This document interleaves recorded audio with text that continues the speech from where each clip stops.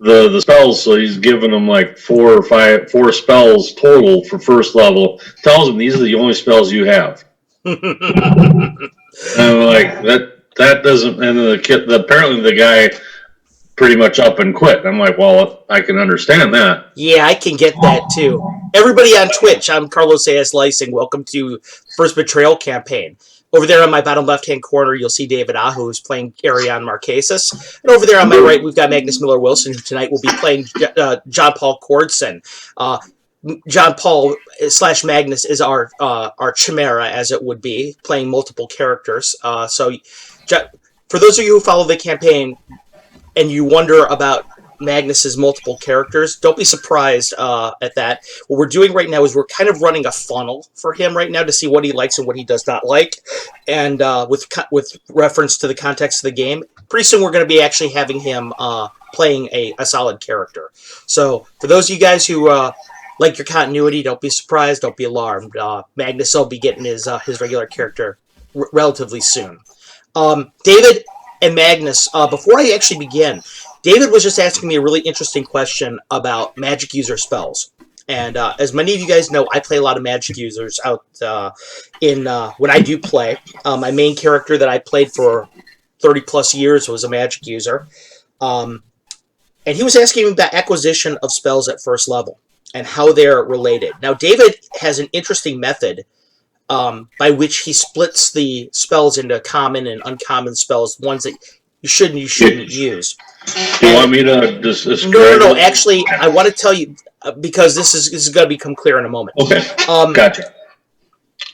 One thing I find very interesting when I'm doing stuff for Castle Entertainment, for Patreon and things like that, I find myself in a situation where I'm like, man, I would really love a mechanic for this. I would really love to have something, a standardized way of doing something. And I always find out when I do that, I look back in the book and I'm like, you know what? Gary already came up with this. Interestingly enough, David, if you were to look on page 39 of the Dungeon Master's Guide, Gary's already got a system almost exactly like the one you created, in which he splits up spells into offensive, defensive, and miscellaneous spells. That's right, yeah. And yeah, the only thing it doesn't do is it doesn't take into account Unearthed Arcana stuff. So that you kind of have to integrate yourself. However, if you look on page, I believe, 63 of Unearthed Arcana, the illusionist spells acquisitions are in there. And it will tell you, how you can, how you're supposed to throw those out at your players. Right. For myself, David was telling me part of his methodology is to look at what the master that is teaching the player. What do they have? What kind of spells do they rely on? And I think that is an awesome way to do it. It's a way I do it. For example, when Brixton was first being taught by his master, and it'll become apparent as you see Brixton tonight. Brixton will be, he's going to be running a little bit late right now, which is why you see his placeholder right there. But as he learns spells, a lot of them are informed by the master or the mistress he's learning from. And David, I don't know if this is your reason for your methodology, but I can tell you the reason for mine. The reason why I do that is because you have a lot. If you're a magic user, for example, not necessarily an illusionist because they're a little more rare, but if you have a magic user, you have a lot of choices for who's going to train you.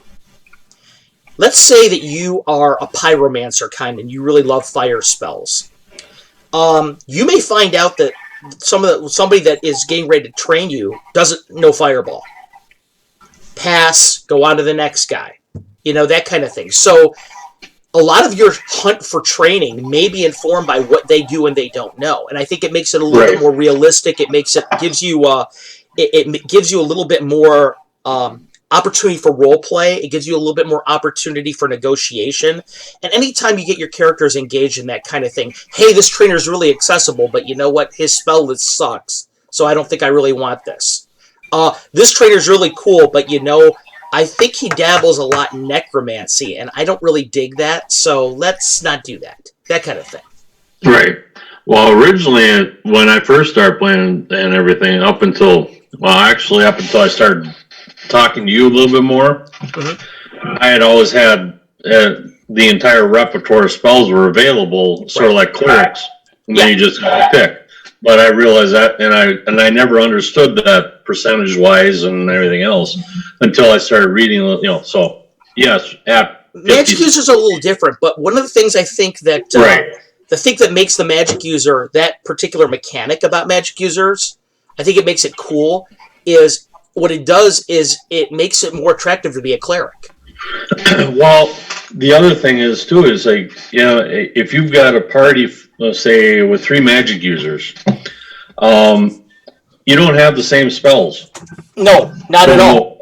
You have one guy that's dedicated to, okay, you've got a water, like what we're doing in here. We're up against one guy who deals with water, one guy who deals with fire, one guy is dealing with air, supposedly. I've only met like 1 or 2 of them here so far. Right. But you get that mechanic where, okay, well, you can deal with this type of thing. Well, I'll take care of this. But as Magnus will tell you, playing a cleric right now of Hermes, and as you will be able to note, Arion, playing a ranger cleric, the cleric class is much more flexible in terms of spell use. Yeah. Because you can pray to your god all the time and say, hey, look, I want X spell because I think I'm going to, I'm dealing with this pyromancer today. I really want resist fire.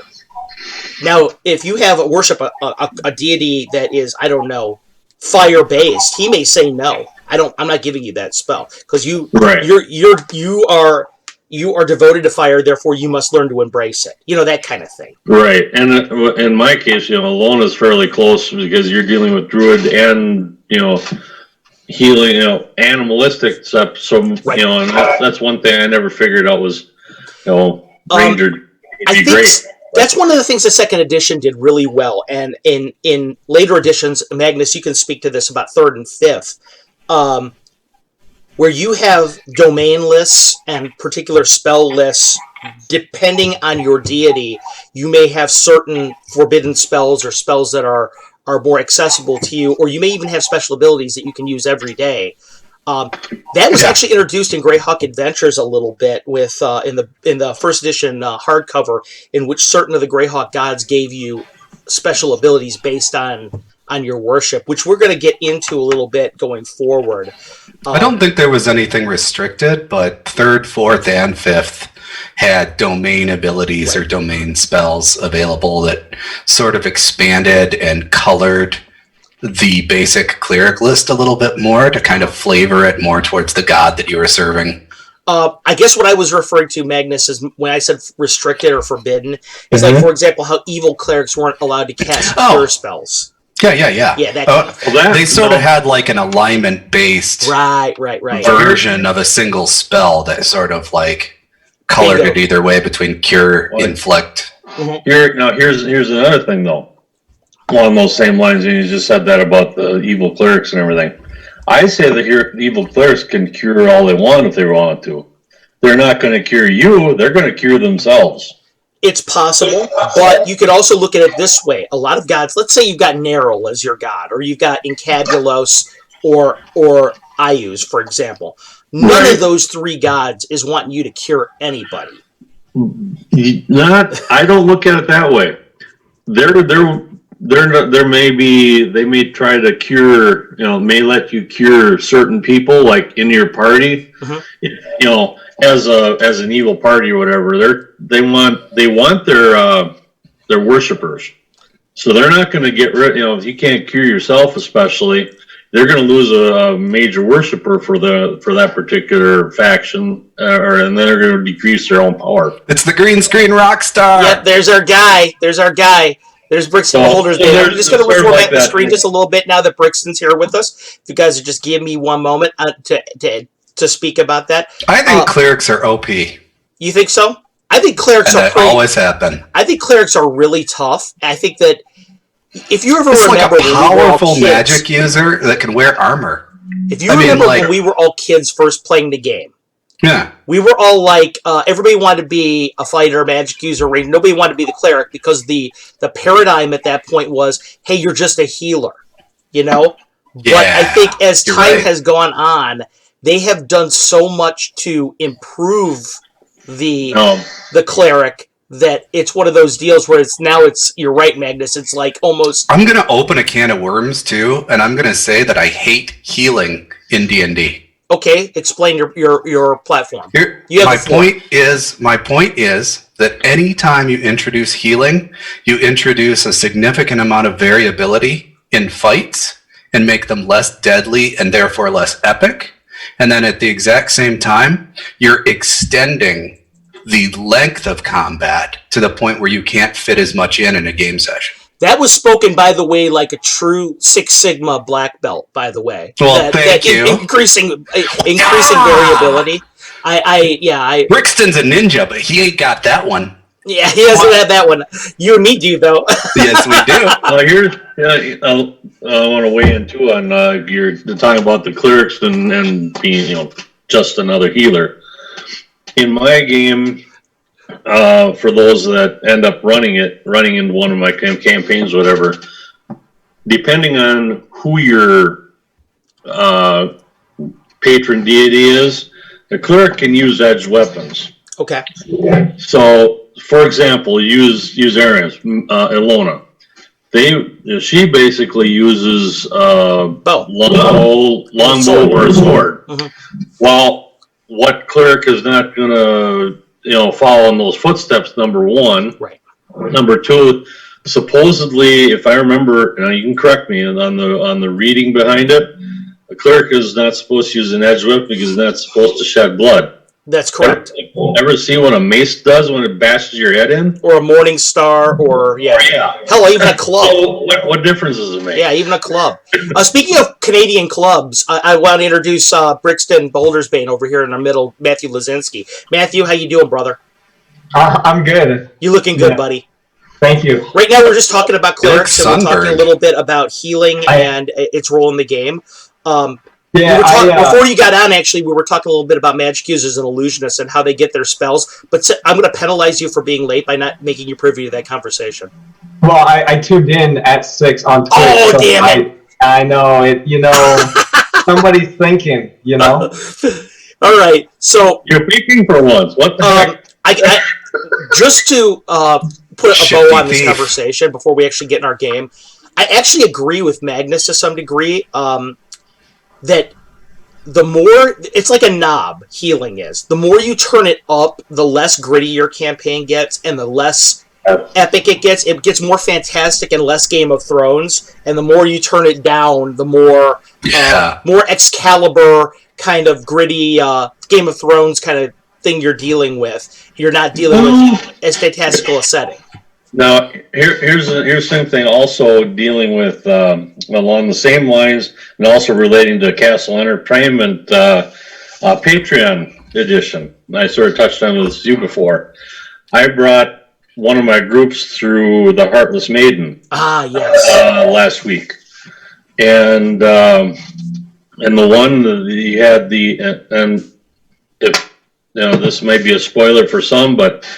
I don't think a lot of people have it yet, so go ahead. Yeah, that's true.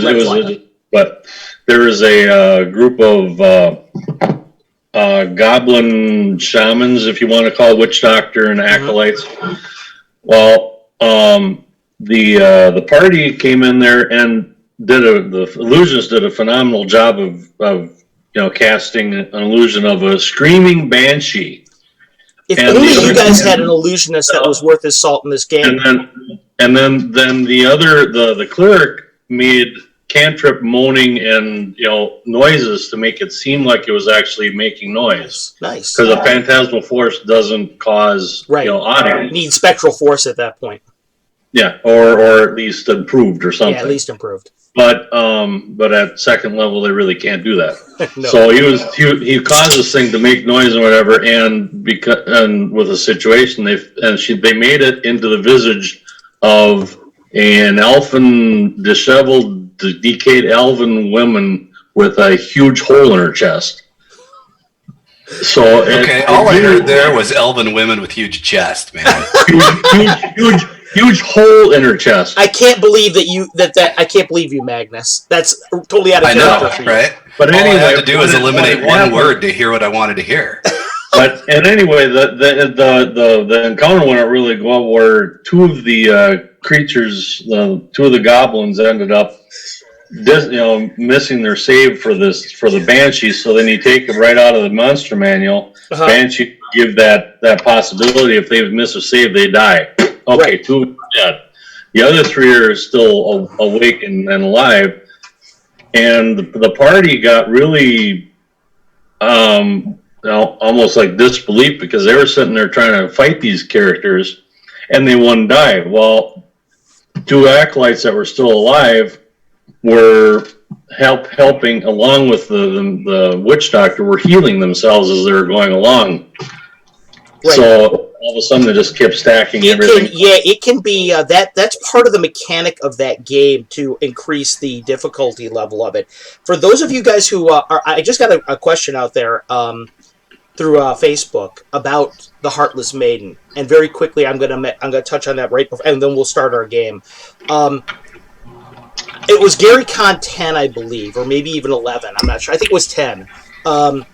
I was prepping for the game and or for the convention, and I read an article about Satine Phoenix, who was going to be there.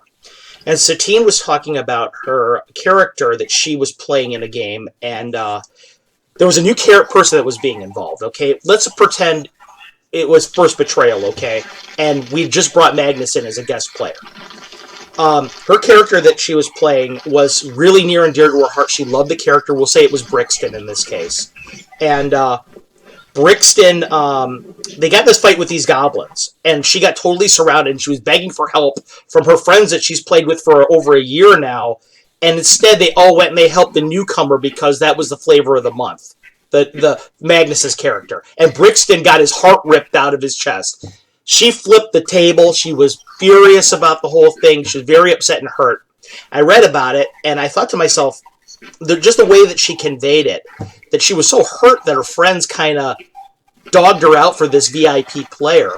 Now I understand it. I went to myself, you know what? I think I kind of want to do something about this. So, as I wrote an adventure card, I called it the Heartless Maiden, in which the ghost of her character is haunting the area looking for her heart. And nice! She's looking for people, and the PCs end up going to try and get her heart, which is now being used as a totem by this goblin tribe that tore it out. That's really cool, dude. And I gave it to Satine as a gift at the show. I was looking for her the whole time. And Jeremy and I were walking around we were walking from our room down to the dealer hall at one point in time, and we run smack dab into Satine Phoenix. Well, I don't know if you guys anyone out there has ever met her, but Satine is probably about 4'10", and she's very petite, and she looks like, if she wouldn't have to cosplay an elf, she looks like she could be a fey creature. So when I ran into her, I was like, well, the purple hair also doesn't help. Yeah, absolutely. Yeah. So when we ran into her, I was like, I just happen to have it with me. Oh, thanks so much, Tim. I just happen to have the adventure card with me. I was like, Satine, I have something for you. And given Satine's background, which is well chronicled, I don't need to go into it. I'm sure she gets a lot of weirdos that come up to her or whatever. Pretty girl, the game industry, whatever. I wanted to make sure that you're our favorite weirdo, though. Yeah, I wanted to make sure that that she didn't think I was just some right, no bizarre dude that was coming up to her trying to hit You're on safe. Her or something. Yeah. So I gave her this card. I explained to her why I created it, and Satine actually started to cry.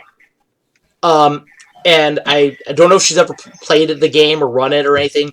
She's a 5th edition player. I wrote it in first because it's what I do. But that was kind of a meaningful adventure to me, that when I wrote that, because I felt like I wanted to right this wrong that I felt like had been done, and to somebody who'd given us a lot in the game industry and is a champion of our hobby, that I just thought it was something that I wanted to do. And so she seems to have really liked it, and I'm glad that somebody else out there, Dave, got a chance to play it and enjoy it, and that it was kind of a solid adventure. I'm relieved to see that.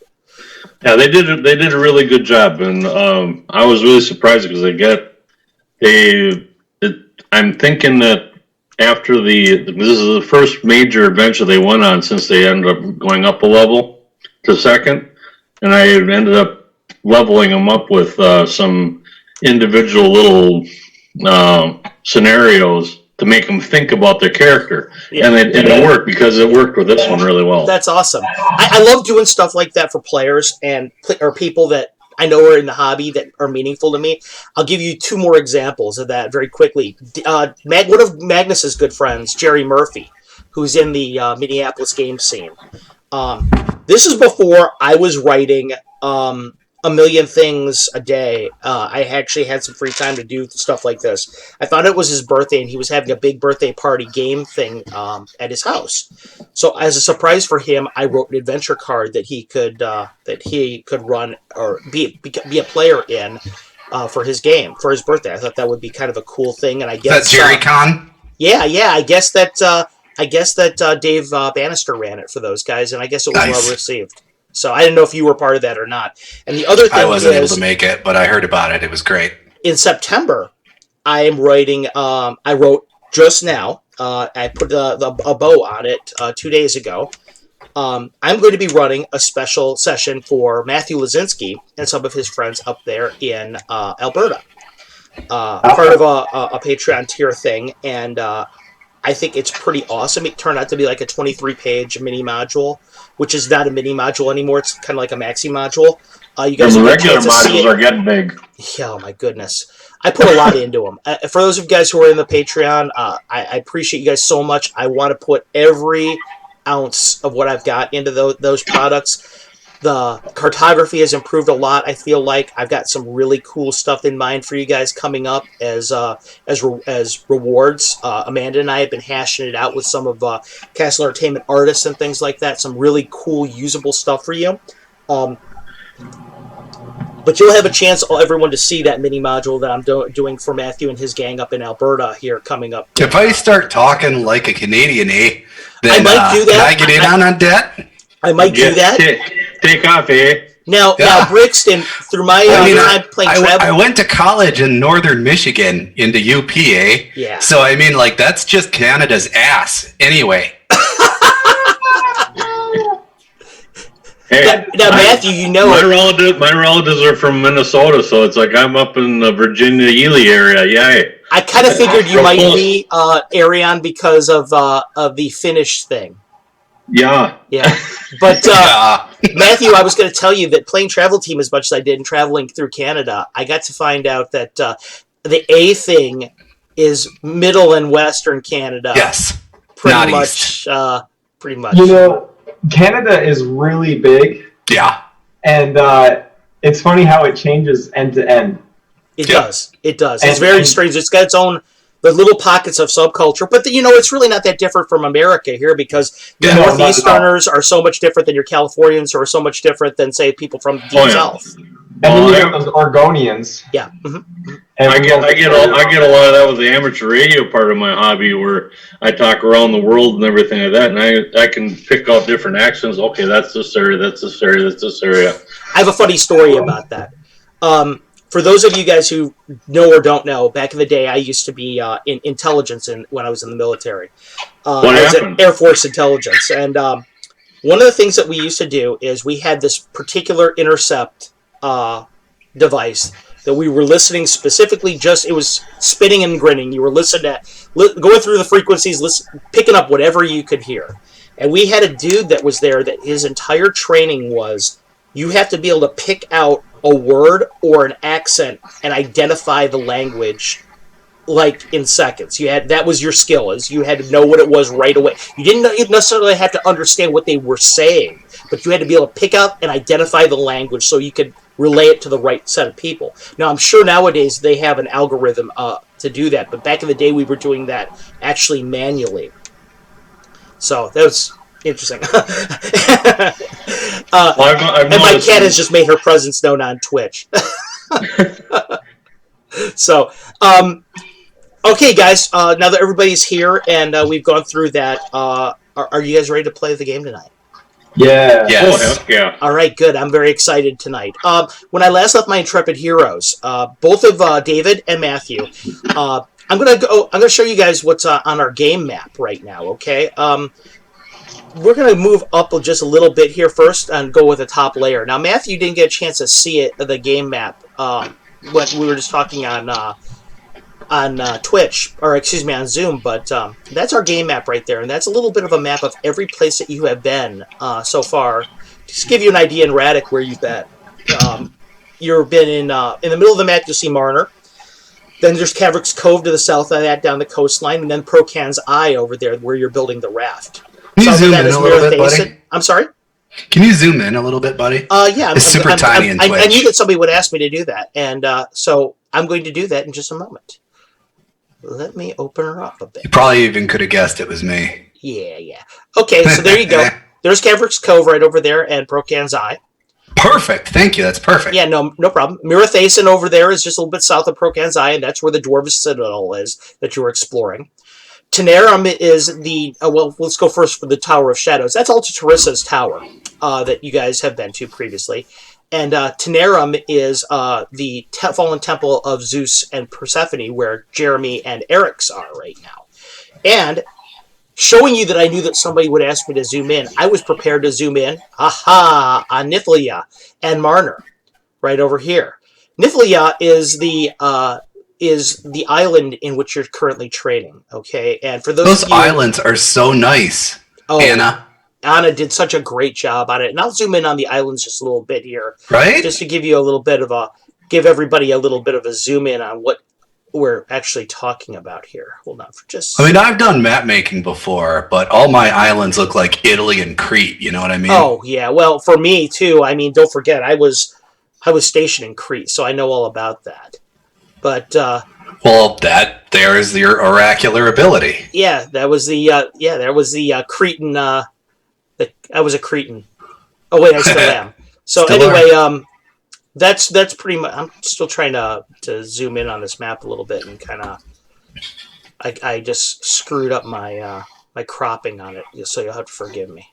But Niflheim and is where the our game is taking place at. And yeah, I just totally screwed it up. Good job, Carlos. Okay, well anyway, that's the island where you guys are trading at, Niflheim, right over there. I've got it now on our screen. And for those of you, John Paul, who know the Cold Tongue, that is it refers to Island of Fog, is what that translates directly to. There is a legend in the Sul mythology. There's a land below the world in which it's covered constantly in fog. And that's one of the realms of the dead, wherein Wichas happens to hold sway. Ooh. So I want to know more about that, buddy. You have an interesting opportunity to learn more about that tonight, because we're actually going to begin our game with John Paul. Oh, John Paul. You am I still a Cretan? You better believe I am. You asked the right person too. Right. So anyhow, when we last left you were at your hotel that you had hired in the after your bout in the arena. Yeah. And the day had passed by. You like 3 days straight of drinking and whoring. Right. When you'd woken up the next day, it was more drinking and whoring for you. Okay. Yeah. And it was more training of this young kid that had asked you to train Good. him. The kid has actually come a little bit of a way with it. Day 2, he was absolutely exhausted, and his technique was terrible. Yeah. And as a trainer, you realize that you get worse before you get better. But one thing what it depends on is the heart and his resilience and how much he's willing to come back for more. That's you know the what I thing mean? that I was like, going it to doesn't bring matter up. where you start. It's like if you keep coming back. That's the thing that I was going to tell you, is you notice the second time, his wrists, when he swung the sword, weren't breaking. He was actually able to use his wrists with it properly. And that, to you, told you that he had fought through the pain and his exhaustion, and that he wanted it. He had the desire to go forward and do it. And his young sister that was accompanying you, was accompanying him, was sitting on the fence the entire time watching, and you guys pretty much trained from sunup to sundown, and she kept trying to tell him, you're going to be exhausted, you're not going to be able to work in the fields, and he was like, no, I want this, let's keep going. And so it was a good day of training. Is there anything I can do about that? Like, if we continue to hang out here and it's a thing, like if he's having problems in the fields and I overhear any of that, can I spend an hour or two in the fields the next day just to bail him out? Of just course, as you can. I see what you did there. Bail him out, like, hey, that's good. Beat me That's to good. it. Yeah, you can do that for sure. And as a matter of fact, if you want to do that on day 2, just to kind of improve the bonds between you and the kid, you do. Yeah, I'm interested to see what his family is like too. Well, actually, that's what I was going to bring up. You go out there and you get a chance to find out that you remember how his sister kept saying, "Dad's going to be disappointed. Dad's going to be disappointed." Yeah. Dad is buried in the middle of their field. Oh. Dad is buried in the middle of the field. There's a small a marker there that's dedicated to Hieronymus. I didn't mess that up and find him with the plow, did I? No, you did not. Okay, good. They are very poor. They have an ox there that is emaciated practically. They have a couple chickens, and the mother is there. The mother is frazzled as she is working dusk till dawn in order to make ends meet. It's a bad scene over there for that family.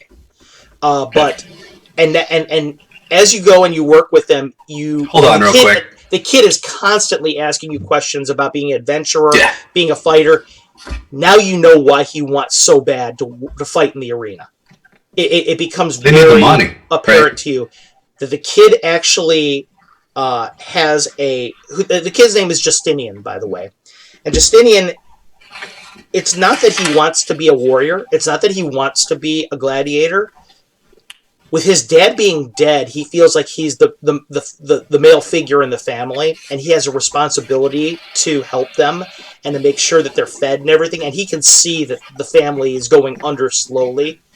So it's the only way he can think of that he can actually do something. It becomes pretty apparent to you, even just in that first hour, that first day there, that's what's going down. But at the end of the day, you end up returning to the inn and going to sleep. Before I leave and head back, Sure, go ahead. I'm just gonna keep my eyes and ears out. I'm not gonna go in anywhere like their house or their barn or whatever. I'm just gonna keep my eyes and ears out. If there's anything in particular that I could purchase with my winnings that might help them out, right? Like, is their plow broken and they could use a new plow? No, but what you could do is you could buy feed for their animals. Okay, That's part of the problem. Is it's a self-perpetuating thing. The oxes and the animals are starving because they're not able to reap fast enough. It's a self-perpetuating problem. Okay. So, day 3 rolls around for you, and when you're woken up, there's a knock on your door at the inn. I'll pick up the women, set them aside in the bed, cover them up, and head to the door. The women it's like wreckage in the inn's bedroom over there. Yeah. John Paul's a big dude, and he has appetites as big as his size. So yeah, it's absolute wreckage in there. Body parts everywhere. I'll slap the orc chick on the ass. Yeah, the orc chick kind of just rolls over and just groans. Right. So the door opens up, and it is it's Shauna Detarndress, the pirate captain. Mm. And she looks over at you. I turn bright red because she's hot and an employer, right? Yeah, I she turn kind of looks inside a little bit and sees these body parts. I smirks. lean over and grab a sheet or blanket and just whip it over in front of me real quick. She looks at you and she says, "Laddie, let me tell you something." She goes, "I've been sailing the high seas for a very, very long time. There's not much I haven't seen.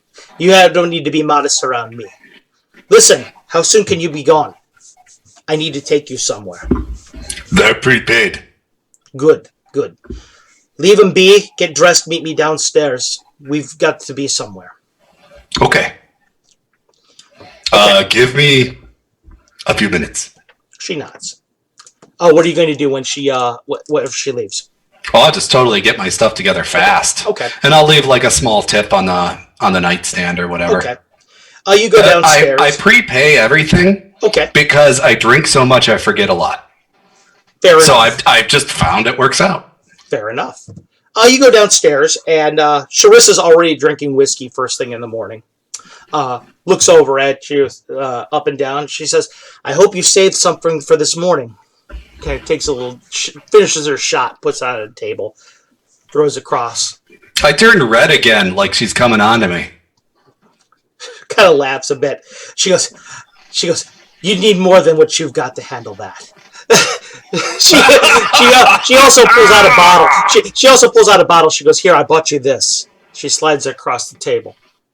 Oh, this is too good for me to start on. I must keep this. She says, this must come with me. Do whatever you want with it. She goes, we've got to get to the boat. She says, I need to take you to the island. Okay, There's I someone have waiting one thing for that I need to do. Can I spend 15 minutes? Meet you at the boat. Meet me at the boat. Yes, absolutely. So what I want to do is I want to see if I can go to like, is there a general store?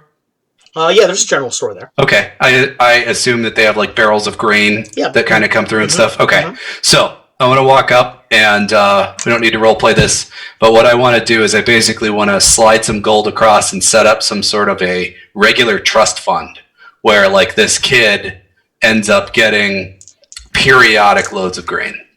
I know that's probably a little bit too smart for John Paul, but a regular thing, you know. The guy, when you walked into the general store, was wearing a Death Cupcakes shirt. So when he sees you, he is most amenable to your proposition. He's like, oh, I'll make sure that he's taken care of. He goes, anything for the Death Cupcakes. He goes, by the way, when's your next fight? Coming soon to an arena near you. Good. He goes, I can't wait. He goes, it was one of the best fights we've seen here in a long time. It felt good. They were fucking I heard they're cheaters. still picking up pieces of Karza. Yeah, I know, right? He nods. So anyway, you end up making your way to the boat. Yeah, totally. Okay. John Paul, you make your way to the boat, and Charissa's crew is already putting the boat, getting it ready to sail, and she looks at you when you get on the boat. Kind of pauses for a moment. She says, do you know a man by the name of Tor, by any chance? Maybe. Well, he seems to know you. That's where we're going right now. Your friends right now are training on an island called Niflia to the north. He said to meet them there. And do I? This Tor, no, you've never heard of this guy before. Okay. Although it's a common name over in the barbarian states. Yeah, I'm just going to assume as a character that it might be somebody I've met and forgotten. Right. Okay, so you begin to set off. The day is, it's pretty clear today. It's crisp in the air. You know from your experience growing up in the barbarian states that if it's an island in the midst of the bay, it's going to get real cold real fast. So you're getting yourself prepared for that as you set off. Brixton, it's your turn now. And when you wake up first thing in the morning, you're in that room that they reserved for you at the tower. What would you like to do this morning? I'm gonna go eat some food and hang out with Aurora a little bit. Okay. Maybe do a little bit of light reading. I don't want to prepare any spells just yet, in case, you know. Sounds good. Brixton, as you go outside of the... because you said you were going to go out to hang with Aurora for a bit. She's inside. She's in the pool, remember? Oh, that's right. I forgot. She's in the pool. Yeah. Forgot about that. Okay, yes. You go into the pool room and you hang out with her. Just got to sit there kind of dangling your feet in the water. Yeah, eat some breakfast, that kind of thing. You know. You get this feeling of excitement through your connection when you go in there. And you get the sensation that she's really excited about this pool. It's bigger than she expected. Cool, okay. Okay, so you hang in there and you eat with her. You notice that somebody has put at the side of the pool a bucket, a big bucket there, about maybe 5 gallons, and it's full of kelp. YMCA pool. Yeah, it's full of kelp. Okay, I'll feed her the kelp. Yeah, and she eats the kelp. Yeah. Being a creature of elemental water now at this point in time, as she eats it, you can tell it's more habit than anything. She doesn't really need it. It's just that's what I thought. yeah. But she chews it. She's very excited to have you nearby. What would you like to do after that? I guess probably go upstairs and find what's her face. Okay. Ariane, when you wake up first thing in the morning. Hold it. We're not woke up yet, though. Okay. I don't even think we've been to bed yet, because last we went. I hand waved the rest of that day. Okay, because I said I was going out and talking to I can't remember my trainer. The serpent. The serpent, that was his name, and then wanted to get the lay of the land. Okay. Right, and you guys went ahead, you did a little bit of exploration. I hand waved the rest of that. Okay. Okay. You wake up first thing in the morning. What are you going to do? The bed is very comfortable. The air it's a little bit, it's got that smell of sandalwood a bit from the torch that's in there flickering. Okay. Or I should say the lantern that's flickering. Did I get an indication of what my itinerary would be for the day? Not really, no. He just mentioned that he'd be ready for you in the morning. Was it him, or was he going to be, or was the cleric that was supposed to be coming in going to be working with me? He said that he would be working with you today. Okay. I just want to know because I wanted to sort of figure out what spells I wanted to work with. Sure. So before again, spell be leveling the beer. I can talk today. Leveling the bow. A cure light. And command. And I'll do light. Okay. Okay, so you prepare all those. You pray for all those spells. The spells are granted to you. You can feel them kind of the holy might of Ilona settling in on you as you prepare the spells. That filling your kind of it's like taking a deep breath and being filled with this kind of this natural energy you feel. Okay. What will you do after that? If I had an idea of what I was supposed to do, if I was supposed to meet him somewhere, or if I had some... You really didn't have much of an idea. If I had was it like immediate that I was supposed to meet with him, or did I have free time prior to? Nobody really said. What was the butler's name, or whatever his name is? The butler never introduced himself by name to you. He just called himself... They just referred to him as the butler. Okay. Do I see him running around? No. If you leave your room, what you do see is you see an old man downstairs. The old man is wearing kind of white robes that are a little bit dingy. At his side, he's got a short sword of a kind of unusual make. He's wearing a helmet. Again, a little bit unusual of make. Looks like he has kind of feathers in it. He looks like he's just kind of looking around. He's probably about, you figure about 65 years old. He's kind of just running his fingers over the stones. Okay. What I can see, I am guessing that the serpent knows how to read fairly well, at least common. I'm going to sort of tack a note on my door. Says, in case he comes looking for me. So, like I said, I didn't really know what was going on. Right. Say I'm going to be in the library area as I want to do a little bit of searching for some stuff. Okay. Information-wise, and to meet if he wants me to meet with him, to find me there. Okay. So what I want to do is go to the library, and I'm leaving the old guy doing his own business. You just walk right past him and go to the library area. What I want to try to find, if there's any kind of a informational, like a Dewey Decimal type of thing, so I can figure out style, what the information is here, if it's categorized. I want to find out something that might happen, what this egg might happen to be, and any information about that type of a thing, creature or whatever, if I can find it. And I also want to try to find different area available, meaning either on this island or preferably over in Raddick area. Okay. Different flora. All right. dealing with the underworld and death, and relating to that type of thing. Okay, so you're reading up on it. Yes. Magnus, going back to you. The day as you are drifting through towards the island, you're making pretty good time. Sharissa's sailors are expert, and the boat is quite of good quality. So you're making great time. As predicted, it's getting very cold. The waters are getting a lot choppier. I got my clothing out. I'm all set. Exactly. For everybody out there who's watching in Twitch, Magnus always brings the thunder with costumes and things like that. So, Magnus, you're in the water with the boat, and you're getting closer to your destination. You figure on the horizon there is this huge bank of fog, and the water around it is very choppy. And Sharissa tells you that that's the destination. She says that particular island, role-playing it out a bit, that particular island over there, there's legends about it.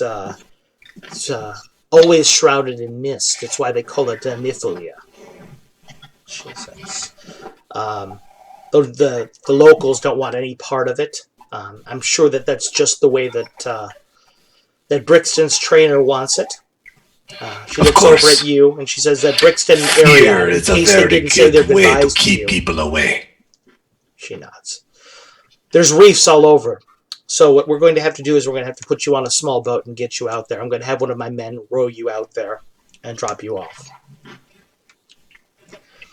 So, my lady, always a pleasure. She smiles and she says, mine as well. So you get in the rowboat. Strong, capable sailor kind of nods. He doesn't say much of anything. He rows you out through into the mist. The mist is kind of like a shell over this island that you see. And as soon as you get through about maybe 100 feet of it, you see all the reefs everywhere. It would be way too late for a normal boat at this point. They would definitely run aground on them. Probably hole the hull. How choppy is it? Very choppy. We're talking like Lake Superior in winter? Not quite that bad. Okay, all right. Pretty significant. Okay. That's frozen though. Yeah. No, not all of it, buddy. Not all of it. He gets you to he gets you to the shores of the island. And at the shores of the island, there's a man that's standing on the shores of the island, just kind of looking out towards your boat. He's probably about maybe 6'4", 6'5". He looks kind of old. But he's kind of muscular. He's wearing a helmet. Kind of whitish robes. Got a short sword at his hip. Kind of just looking out at you, taking your measure. He looks over at the sailor. Looks over at you. He goes, "Do you want me to come aground with you?" Looks over at the old man. No, he is old. Shrugs his shoulders. He goes, "I wouldn't underestimate the old ones."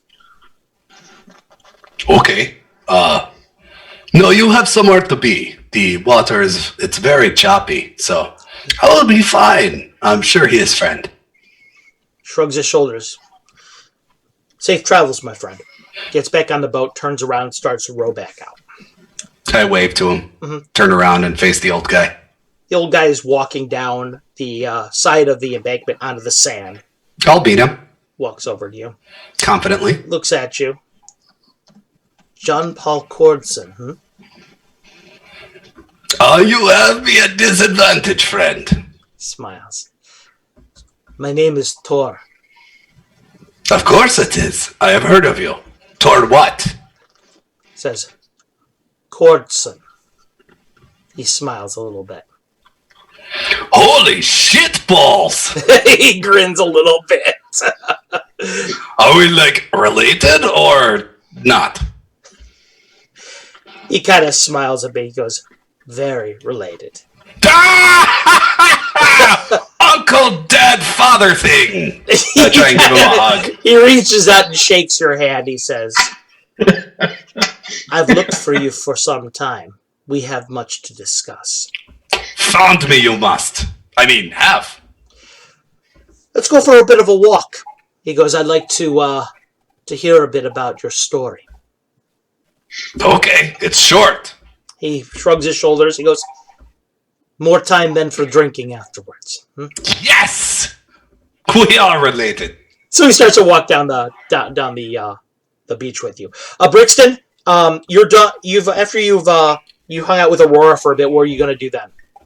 I was gonna go find the Chimera and make sure that we can pay for training, that kind of stuff. Okay. You go upstairs. You walk through the main the lobby kind of atrium area through this downstairs. You see the door open to the library. You can see Arion in there. He's reading. He's got kind of a pile of books next to him. Looks kind of like he's deep into it. You walk up the stairs. Yeah, I guess I'll grab Arion. I'll say, hey, do you want to go see if we can afford our training with our loot? I will be up there in a bit. Yeah, I'd like to figure that one out as well before we even start anything. Okay. If I've found what I'm looking for, or at least most of what I'm looking for, I'll join them. If I've just got into it, like to finish what I'm looking for. First of all. Okay. Okay. So you begin to read, and or you're reading, I should say, still further. You're heading upstairs then, further, I would imagine, at this point in time? Yeah, to talk to the Chimera? Yes. Yeah. That is how she has been introduced to you. Cool. Although, for some reason, she was also given a different name as well. It's really weird. You're not really sure what to call her. What was the other name? Yeah, the other name that you were given was Jelana. Jelana. I'll call her by that name. Okay. So you go ahead and you walk up through the stairs. Up at the stairs, kind of just wandering around, looking at different things on there. You see lightning is there. On the stairs. No, she's in the main area of the downstairs of the tower. Okay. Yeah, lightning's there. She's just kind of wandering around. She looks over at you and smiles. Wait. It's good to see you. Yeah, likewise. When did you get here? Oh, I've been here for a bit. She smiles. She's playing around with this orb that she seems to have found on one of the tables. She says, "How's your training going so far?" She looks kind of a bit distracted more than anything. Hasn't started. Oh, okay. She says, Getting there. "What do you think of the Chimera so far?" I have my opinions, but they're not many. She looks at you and smiles. She goes, "I think we're past the point of hiding things from each other, right?" I don't know. I just met her. What's your first impression?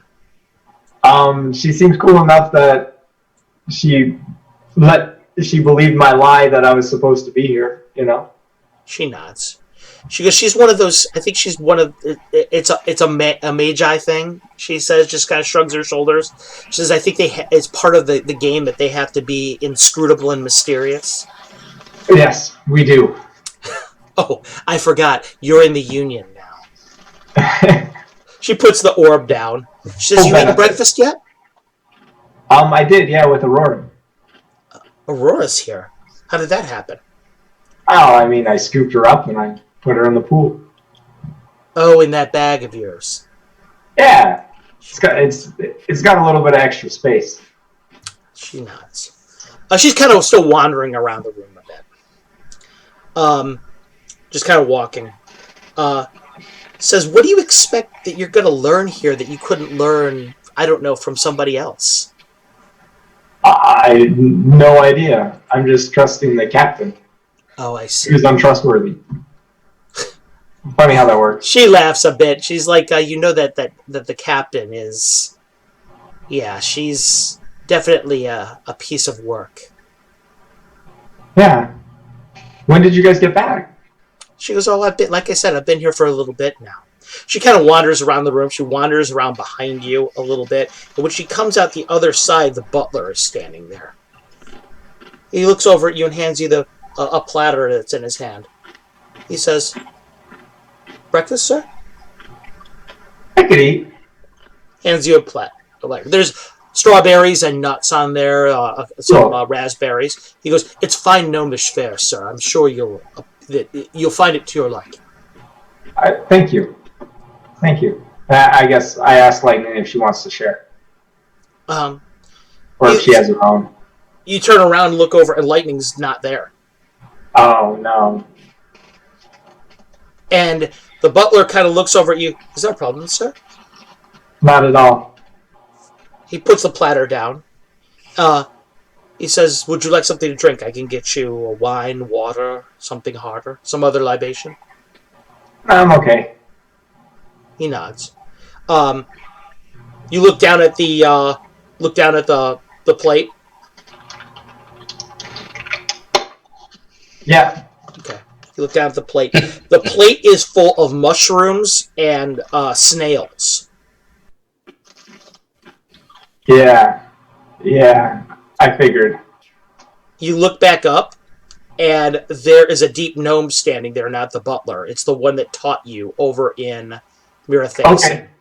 Okay. Whatever her name is. Not Petra? Yes. She looks over at you, and she says, "You seem very discombobulated." Can I save her solutions? Sure you can. Make me a percent. Dude, that is so lost, make me boys. a 20-sider. You're eating maggots, Michael. I got an 18.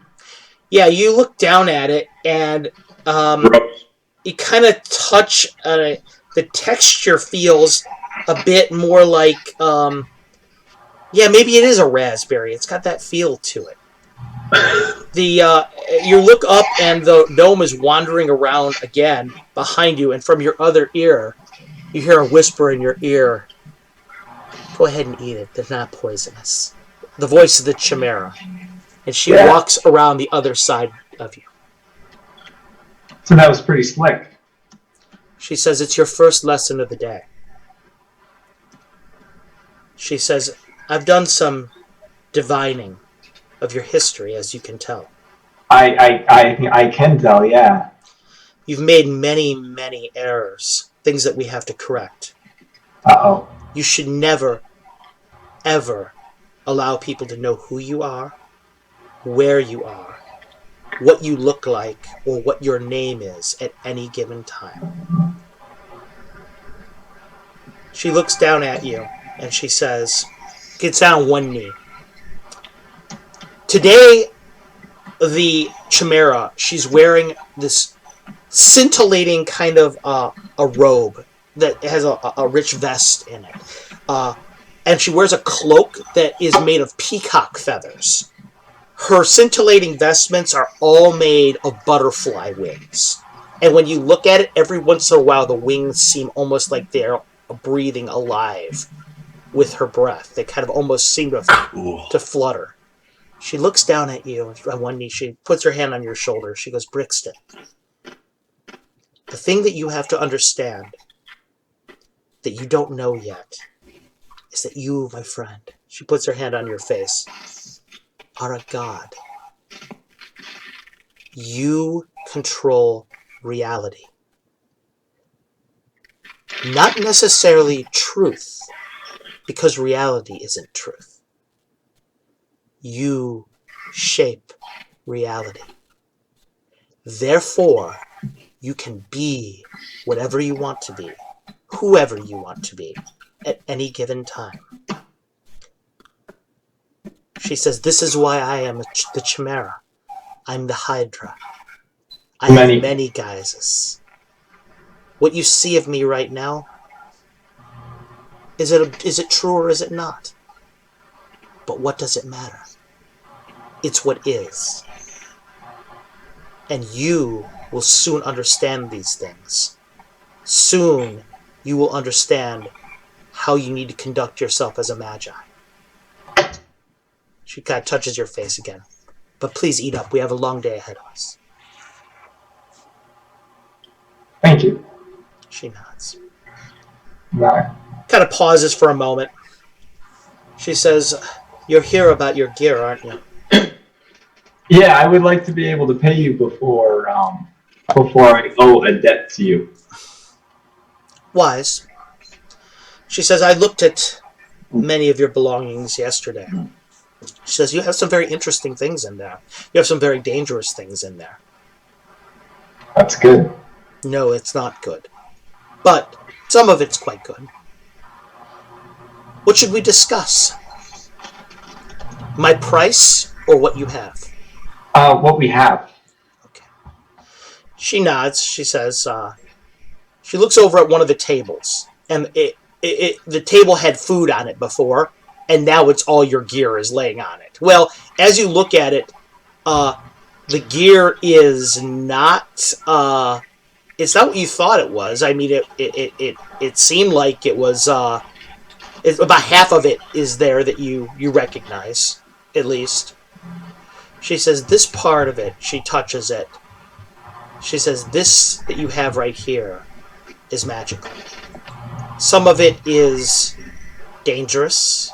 Some of it is not. Kind of touches it. Looks over at you.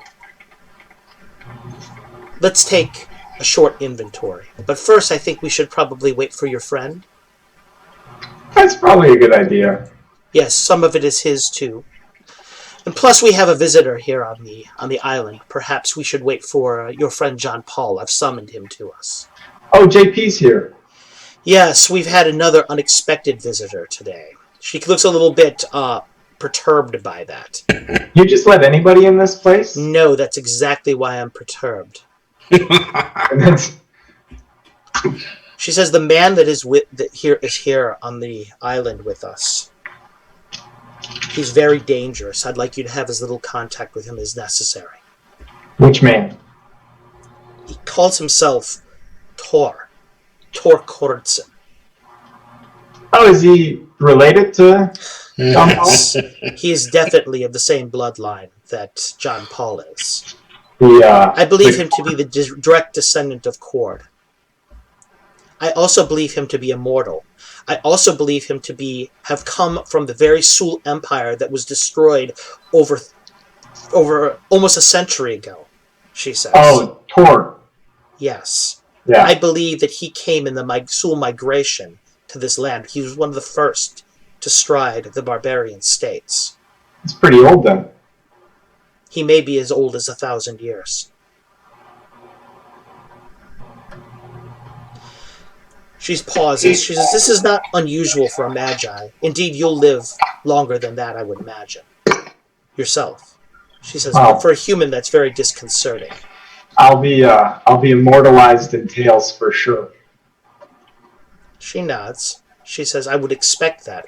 But when they sing of your tales, I would expect them never to know your name. I would expect them to always conflict with what you look like. Huh. Fame or glory, right? She nods. She says, you are very vulnerable as a mage. She looks at your sword. She looks at your sword. She looks at your bow. She says, these things that you have here, if you need to employ them, you have failed to conduct yourself properly as a magi. You should have defeated your enemy long, long before you see them.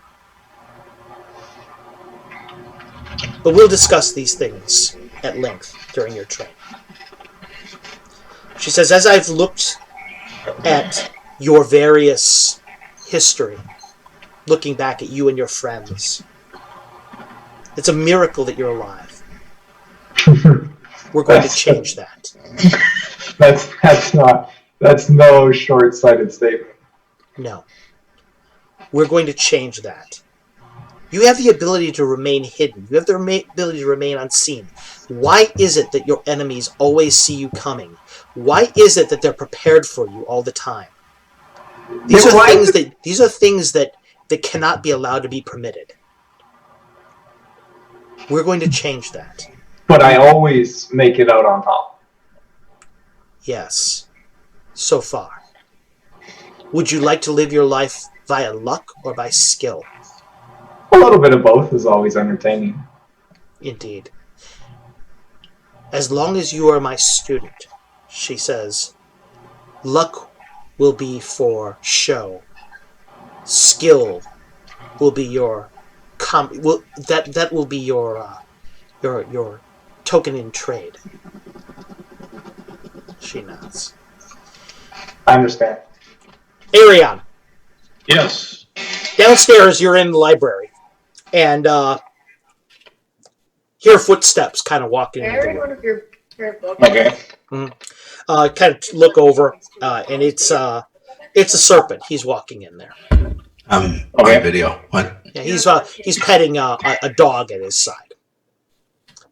Look, don't. He walks in. I recognize the breed. But yeah, like a tracking dog or something. That type of deal. No, it kind of looks more like just kind of like looks like a kind of a Scottish wolfhound more than anything.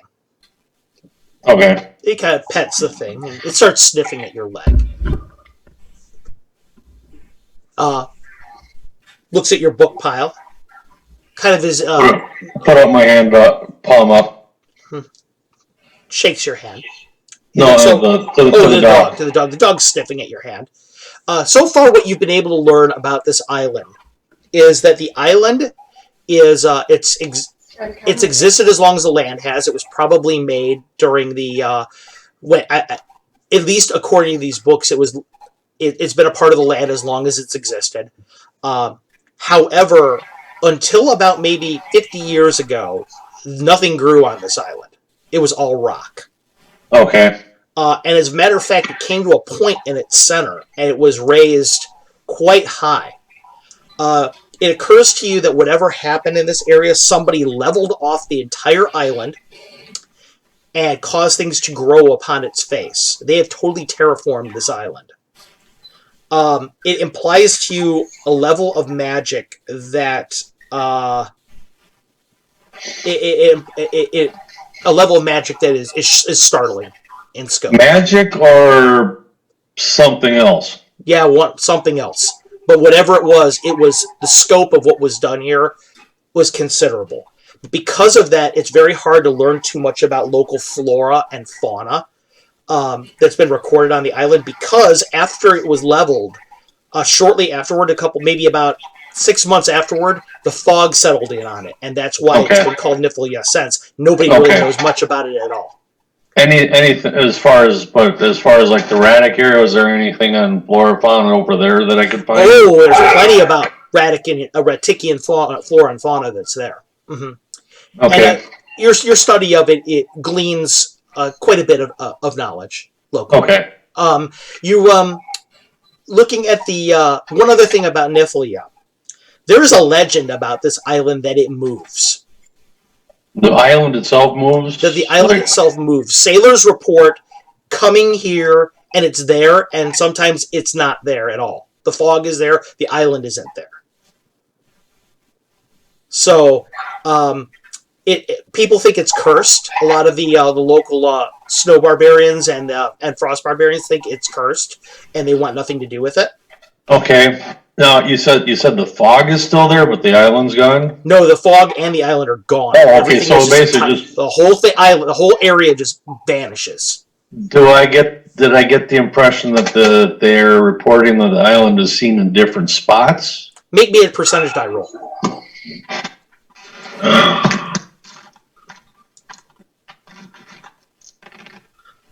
20.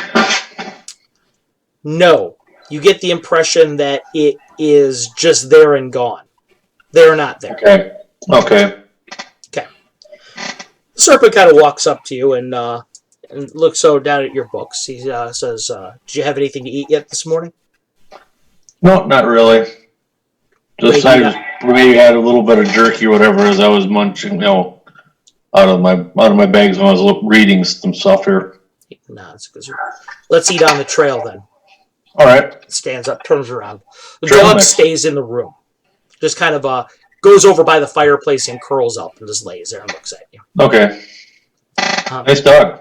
Oh, not mine. He says it belongs to the Chimera. Hell, it could be the Chimera for all I know. He turns around and starts walking up the stairs. Okay. He goes, "You haven't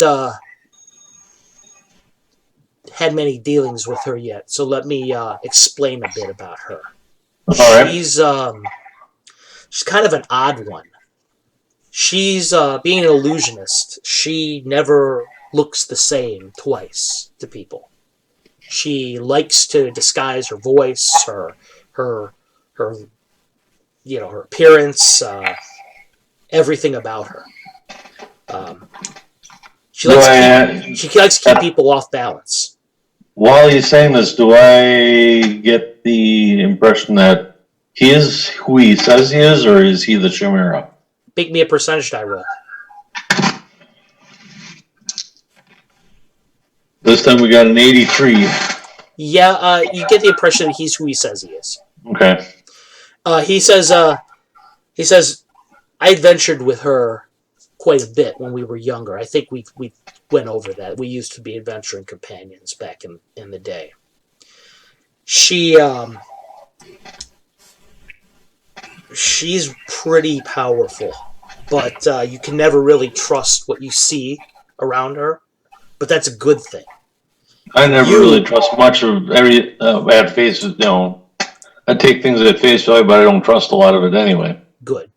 He goes, but anyway, the reason I say that it's good is during your training, we're going to talk a lot about tracking and what you can rely on with your eyes, what you can rely on with your other senses, things that you can trust and what you can't. And with her around here calling everything into question, it'll help you out a lot. Now, the first thing I want to talk about when it comes to you is this. Chimera and I went over some pieces of your history. Like I said, she's pretty powerful. She put together kind of a book on you. Okay. Probably got more chapters than I know. She kind of pauses and he laughs a bit. Says, I want to talk a little bit about tactics with you. Okay. That's something that will come into play with you quite a bit. One thing I notice, and as she's saying this, you're walking upstairs. And in the middle of the room, as you're walking up into the main room, you see Brixton standing there. And you see this woman. And she's, as I described before to you, she's standing there, and she's got this cloak of peacock feathers, and her robe is made out of butterfly wings. Her hair is made of every single color of the rainbow. It seems like every strand of it seems like it's a different color.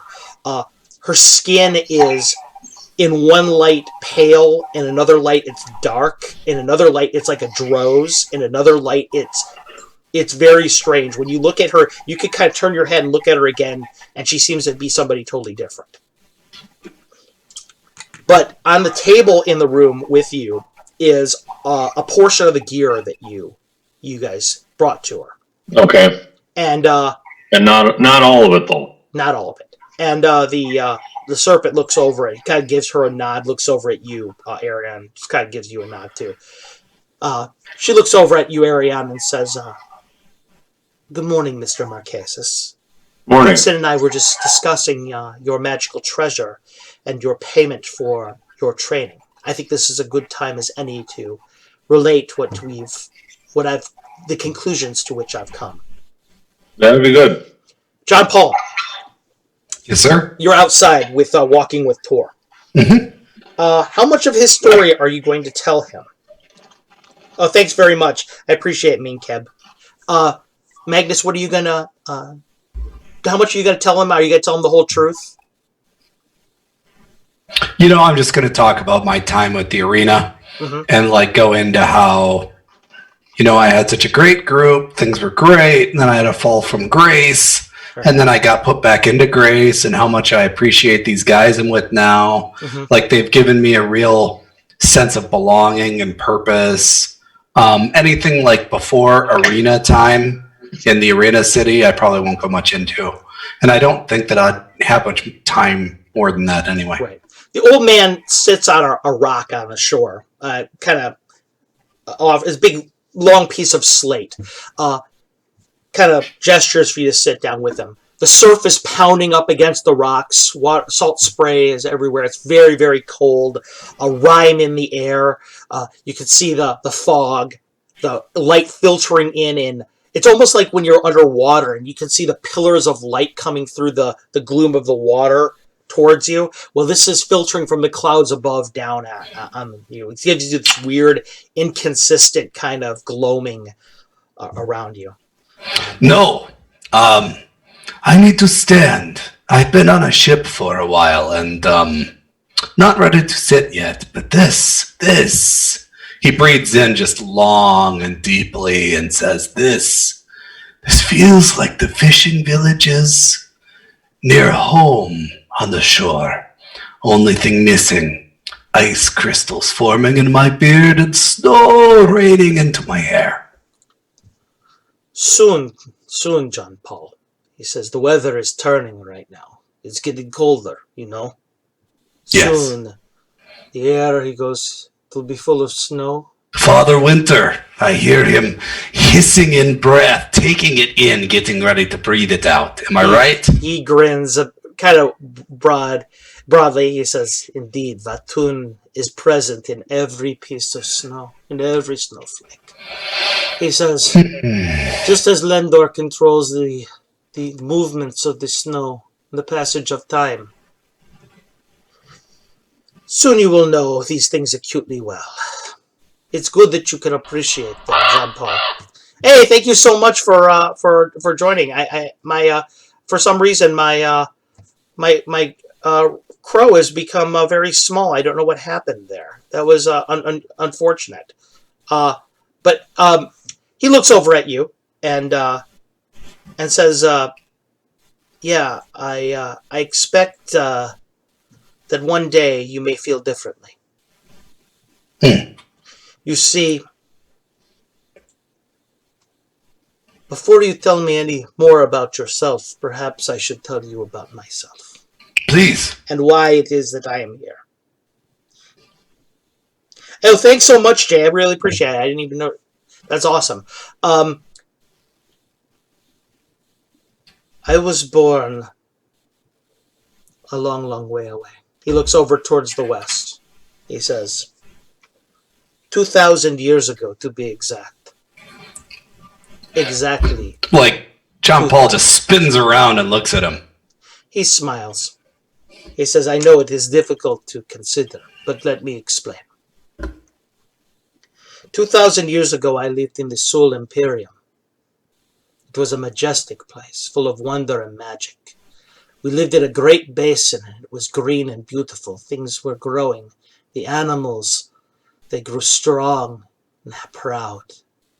And in this basin, we created the greatest civilization that man has ever known. A place where miracles would happen daily. Magic was commonplace. Paradise. Indeed, it was wondrous. But Lendor has, as he controls the movements of the moon and the stars, the sun, the rotation of the world, he looks over at you. For even as you speak, it spins beneath your feet, whether you can perceive this or not. He says, we grew complacent, wicked, debased.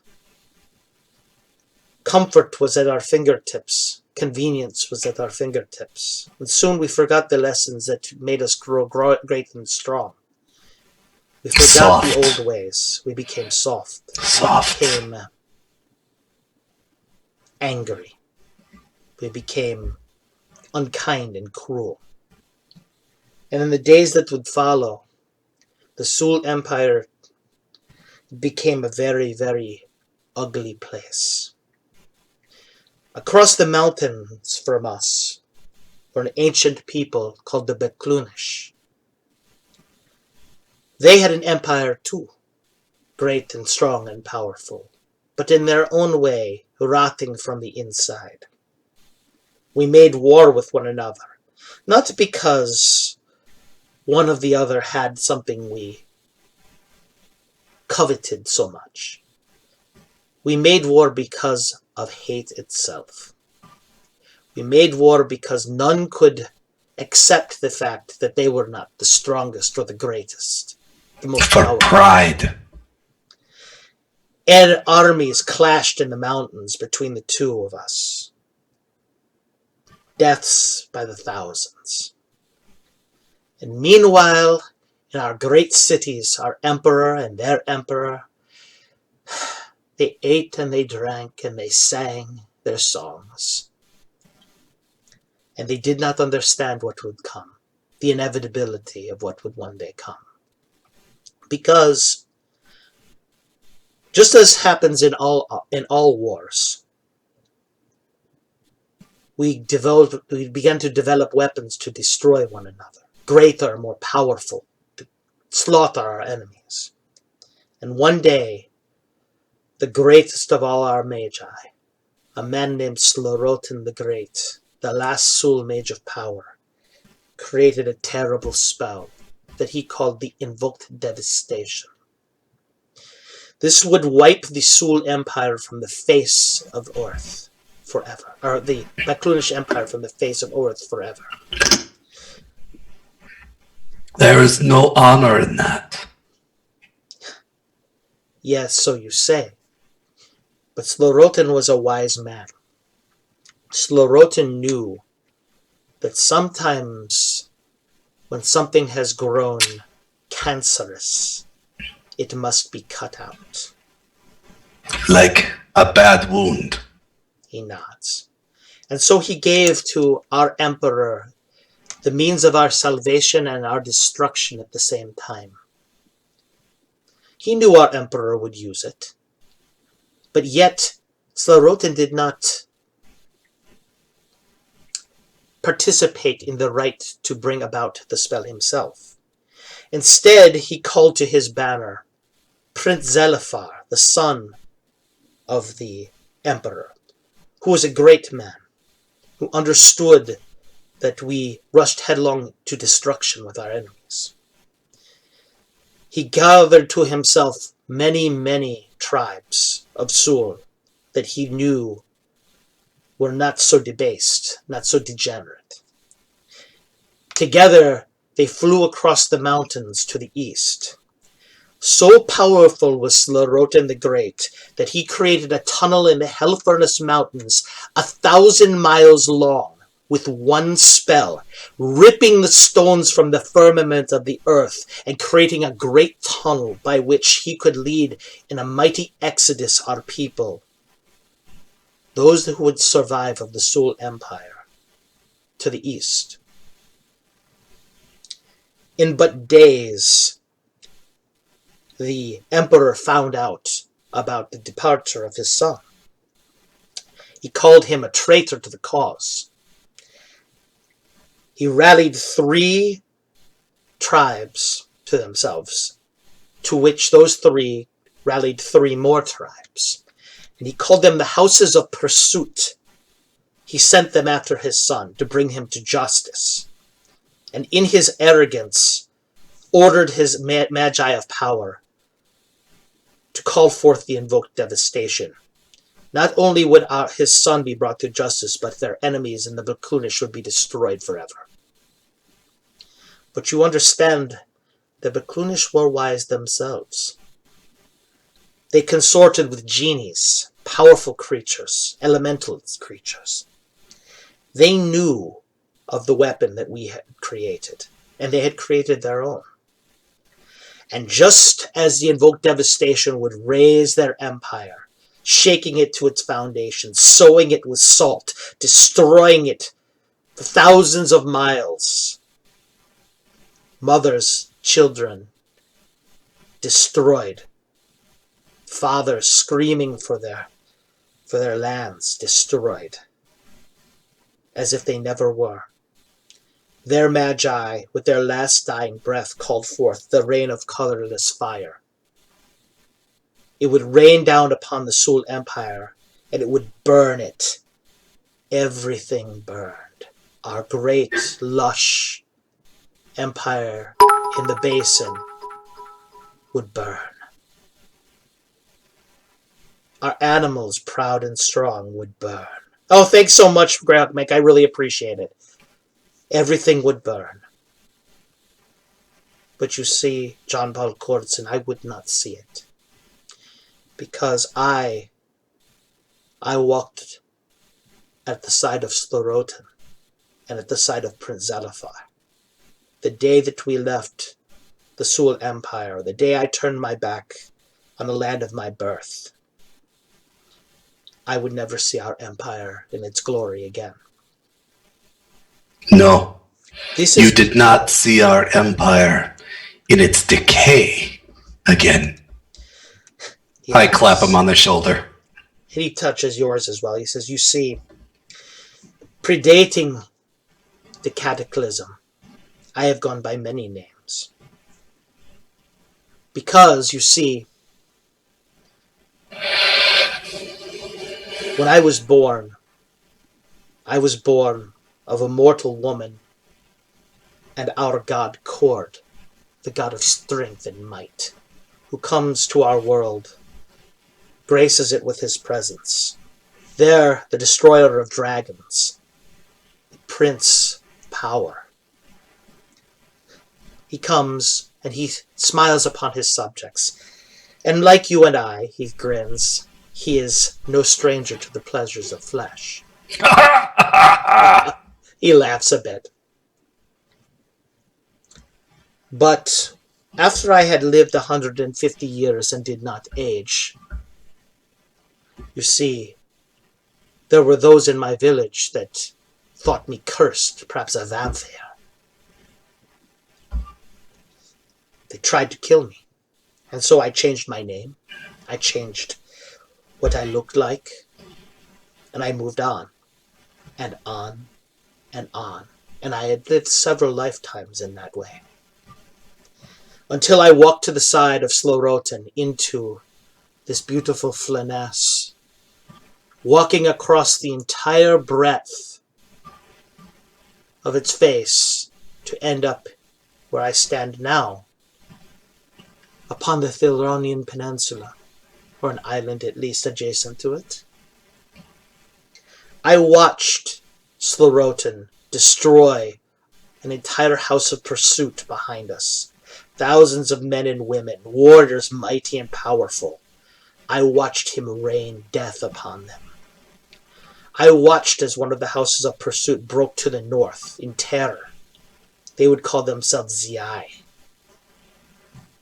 I watched as the Varzi reached Land's End of the peninsula and continued on to an island they would call Fireland. I watched as the houses of pursuit, Schnai, Frusti, Kruski, created these lands, settled them around you, breaking into their individual tribes, never to find Zalafar, never to find Sclerotin. And here I remain, walking the earth still, thousands of years later. I watched as our blood, our Sul blood, fractured, watered down, and became what it is now, warring states amongst each other who have forgotten their previous glories, who have forgotten that magic and glory flows in their blood. I have watched. He looks around. Out into the sea. I have watched. And where you find magic now in the wind and in the snow, I have seen 1,000 snowfalls. 2,000, 5,000. What does it matter anymore? I only hope that when you are as old as I am, he looks out at into the distance, looks over at you, that you still see magic in every snowflake. And you have lost that. And in you, he looks over back at you, I hope to regain it. You are my brother, so far removed. I am. We share the same father, you see. The same divine blood flows through our veins. Like the Cord? Like the Cord. This is why you are Cord's son. You are a direct descendant of the Sul god of strength. This is why there is none that can conquer you in the battlefield, within the arena. And as long as you do not do anything to jeopardize this, I think you will live forever, much like I will. It is a blessing, and it is the most terrible of curses. But together, I will tell you what you need to know. To embrace your heritage, to still see magic. How did you find me? How could I not, after this long? Do you think I cannot smell at this point our blood? Do you I think am it on does an not draw island. me? The fog does not push the smell. Am I that rancid today? He laughs a bit. He goes, "You'll know soon. After about 500 years, you'll know. Okay. But we will begin today an education. You need to know from where you came. You need to know how to deal with what you will see. Become. And I will teach you," he pats on his sword, "that you never really saw the make of before, and now you understand why. Because of its ancient nature. I will teach you," smiles, "what I have learned in 2,000 years of making war." And just like that, I teach a farm boy and I become a farm boy. He laughs. It is almost as if Lendor predicted it himself, eh? The gods have a sense of humor, if nothing else. Meanwhile, inside the tower, Brixton and Area. You're there with the Chimera, and you're there with the Serpent. And the Chimera is walking around the table. And she's looking at the this pile of goods that are with that are there. And she holds up, the very first thing that she holds up, she looks at you. And she says, "These robes." And when she picks it up, she kind of scoops it up with the end of a wand and holds it up in front of you. They're the black and silk robes that are blood-stained. She kind of looks at it and drops it on the table. She says, "I'm glad that none of you chose to wear these, because this would mean your end, for certain. You see, these are consecrated to a very, very dark personage." Meryl? She looks over at you and says, "Ayus. Close enough. They're most valuable, however. However, if you were to sell them to someone who's capable of using it, they would use them to promote great woe across the earth. It might be better that they were destroyed." Is there a way to destroy them, though? "Oh, yes. But they were not mine to destroy. They could be burned very easily." Looks over at the bracers. Now these, on the other hand, they're standard. She holds them up, kind of taps on them a bit, the brass bracers. She says, "These are what we refer to as bracers of defense, you see. Those who wear them will be protected by them as if they wore armor. I would suggest that they would be about as strong as scale mail." She looks at him, turns him around, puts it on the table. "This gold ring," she says, "just a bauble. The dagger, useless." She goes across. And you said useless, but if you sharpen it, it would be able to be used as a dagger. Nothing special, but just as a still dagger. She nods. Yes, indeed. The wand, she picks it up. "Acacia," she says. She looks down at it. "Note that it's non-flexible. You can tell much about the use of a wand by its nature. Acacia is something meant to transform and transmute. Unflexible, she says, however. She says that means that whatever it transmutes, it does not have many different uses. It only has a single use. She says, this is what we refer to as a wand of vitrification. It's very unusual. I would think that the mage that made it might have made it himself. She puts it down. Whatever this wand is cast upon will turn to glass. Very dangerous weapon. However, it does not have many charges left in it. Puts it down. Question before you go on. Just as an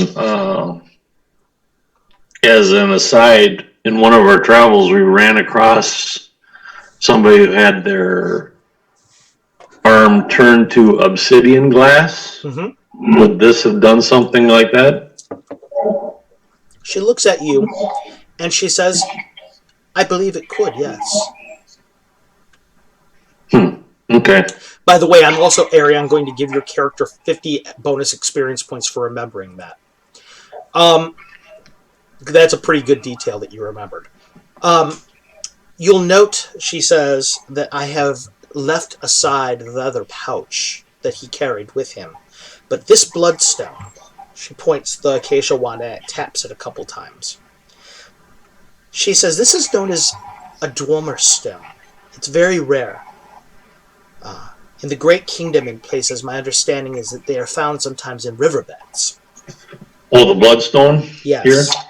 By crushing it in your hand, it can summon a creature, much like a monster summoning spell. She says, my belief is that this bloodstone, she says, will summon forth, she looks at it and puts it down, a creature known as a salamander. Creature of elemental fire. Okay. Continues on. These purple boots, she looks at them. Try it in spring. She nods. Smiles. You know them. That's correct. Yeah. She looks over at the glass flasks. There's one with thick red syrup in it, and there's one with blue syrup, kind of a blue fluid with silver flakes in them. She taps the first one with the red syrup. She says, this one is very interesting.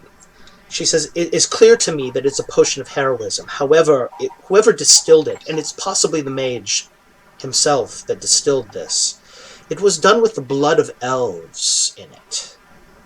I believe that it may only function upon elves themselves. She taps it a bit. Whether or not that would be half-elves as well, I'm not certain. She looks at you, Arion. But I do know this. It's very potent, the draught. Maybe even super heroism. Okay. So, whether or not you wish to use it is at your own discretion. She taps the glass flask with the blue fluid on it. This is quite standard. You'll see this everywhere. She says, this is a potion of healing. She says, interestingly enough, the formula that made it, it's quite common in the states of Ernst. So I believe whoever distilled it was probably from that area. She looks over at the shield. This was once magical. She rubs her wand around the hole in its center. Says much of the magic has leaked from it thanks to the hole in it. She looks over at you, Brixton and Arion.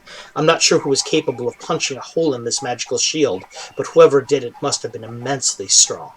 Our other compatriot who showed up here, I think. I see. I must introduce myself to that one. She says, but it could be repaired, I suppose, but doing so might be worth more than the trouble. Or it might be more trouble than it's worth. Right. This long sword here. She looks at it, the sheen. She says, the metal that it's made out of is something called star metal. Have any of you ever heard of it before? Have I heard of it? No. Am I? No, never. Brixton. You've Can I, probably like- heard of it out of character, but not in character. Star metal, she says, just tapping on it,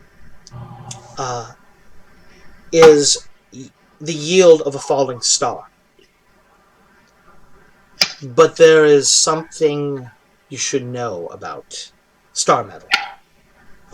It is extremely, extremely dangerous. Those who linger too close to star metal are known to have terrible effects happen to them.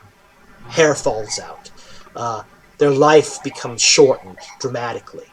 It's very, very strong, but very, very dangerous to the body. I'm sure that's why it was employed as a weapon. I'm certain that that's why your warlord, he was bald. She says. Didn't know if he was bald or not. I can't remember. Well, I studied what I saw in the arena. He had, not only was he bald, but he had no eyebrows, no eyelashes, no beard, no anything. Okay. This is probably why. It's highly magical, but it's also highly dangerous. She looks at the messenger bag. Now this, she says, is very, very nice. She says it is what we call, the great mage Heward made several of these devices, called handy haversacks. Much like a bag of holding, it has a great extra-dimensional space inside of it. The advantage to a Heward's handy haversack, however, is whatever you wish to be on top of it is. Therefore, you don't have to pour out your bag to find what you want in it. It's right there. Unfortunately, she runs her fingers across the item. You'll note that it's made of gold dragon scale. Any dragon of goodly nature that sees someone with this in their possession will not be pleased. The possession of this item signifies you as an agent of evil. For who else would carry around the flayed skin of a gold dragon? Right. We could paint it. She looks at you. She says, I would imagine that an illusionist... Hey, thank you so much, she wrote. I would really appreciate it. I would imagine... She almost looks at you almost disapprovingly, Brixton, that an illusionist with his salt would do far better than paint it. In any case... The only thing is if it's if we end up running into any kind of gold dragon or any goodly dragon, wouldn't they actually be able to sense that as well? Most likely. She looks at you. As you saw in the bag, there were many pieces of silver rod. This is the currency that is found in the Isle of Fire, far to the northeast of here. They use a currency called hack silver, long pieces of silver rod that they cut into pieces and weigh. So, clearly your foe has been at least there once, or at least has murdered someone from there and taken their hack silver. She looks over at the book that's bound in stone. She says, this is written in a very, very old dialect of Beclunish. She says, this is a coin identification guide. But, as you flip through the pages, many of them have been added since it was originally written by additional owners. Drawings have been placed in there. It's quite updated, and you can, using it, you can identify several forms of currency. Therefore, it's quite valuable to those of your ilk who travel who might need to know the origins of certain coins, or if you're just a numismatist. She shrugs her shoulders a bit. She looks over at the serpent and smiles. That means coin collector. He smiles back at her. I know. You can tell there's kind of like something like an inside joke there between the two of them. One's a stamp collector, one's a coin collector, probably. She looks over at the rest of the stuff. There's the plate mail armor that's made out of polished turtle shell. She says this is also magical. It's actually quite powerful. The turtle shell that it's made out of is dragon turtle shell. Huh. It didn't show up on the magic. It's not magical, but it's powerful. Okay. She says. Oh, not magical. Yes. She says, but it's quite potent in that it could be magicked. She nods. Okay. She says, as for this lace garter here, she picks up this purple lace garter. Despite its repugnant smell, she says, looking at it, she says it's quite valuable if you have those of you among you who wish to change their gender. She puts it down. She says, your warrior that you encountered with no hair, he was previously a she, I believe. Okay. The wax-sealed envelopes I've taken the liberty of not opening. However, I can tell that whatever is within them is magical. They were your belongings. It was not my place to open them, so I did not. She looks down at the rogue's items. As you can see, this leather cloak here, or this leather belt, I should say. She points at it. The many pouches. She says this is quite magical as well. This is interestingly enough, the dwarven people made this magical item originally, but this was not made by dwarves. It looks to be of halfling make using the formula made by dwarves. It's what's known as a pouch of accessibility. Okay. Again, many extra-dimensional spaces within them to hold items. Consider it many tiny bags of holding on a belt. Not that big, but they're just, Indeed. She looks over at the cloak. She says, I'm sure you've already looked at this cloak, yes? Open the bat. Yes, she says. Puts it down, folds it back up. Quite a nice item. If you like flying around. If you like bats. Or if you like changing your shape, she smiles at you, Brixton. Looks over at the ivory dice that were there. She says, these dice are... Whatever you do, don't touch these dice. These dice, she says, bear upon them a great curse. They are what are known as ill luck dice. They have been cursed by the god Fortuba, or excuse me, by the god Noribo, the god of fate, one of the gods of fate and luck. She pushes them around with her wand a bit. Kind of flips one of them so that it's on its 6.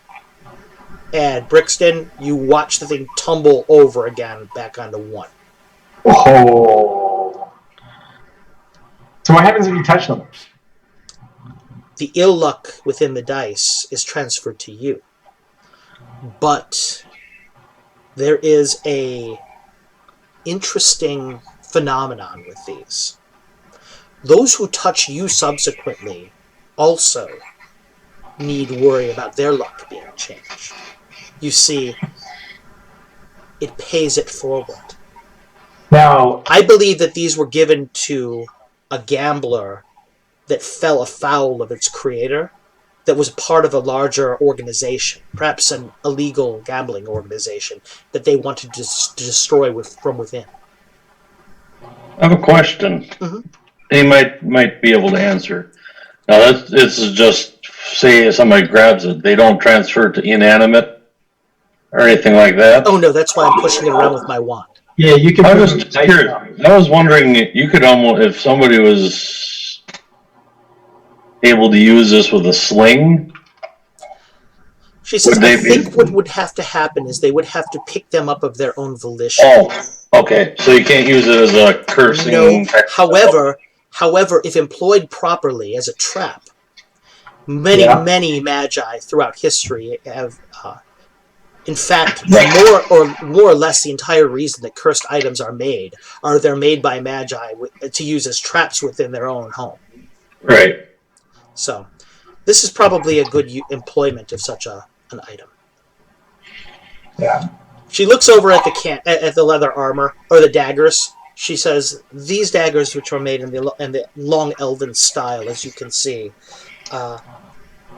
you're going to want these, Brixton." She says, "These allow a individual with your particular characteristics to employ them from behind with more force. You see, they are assassin's daggers."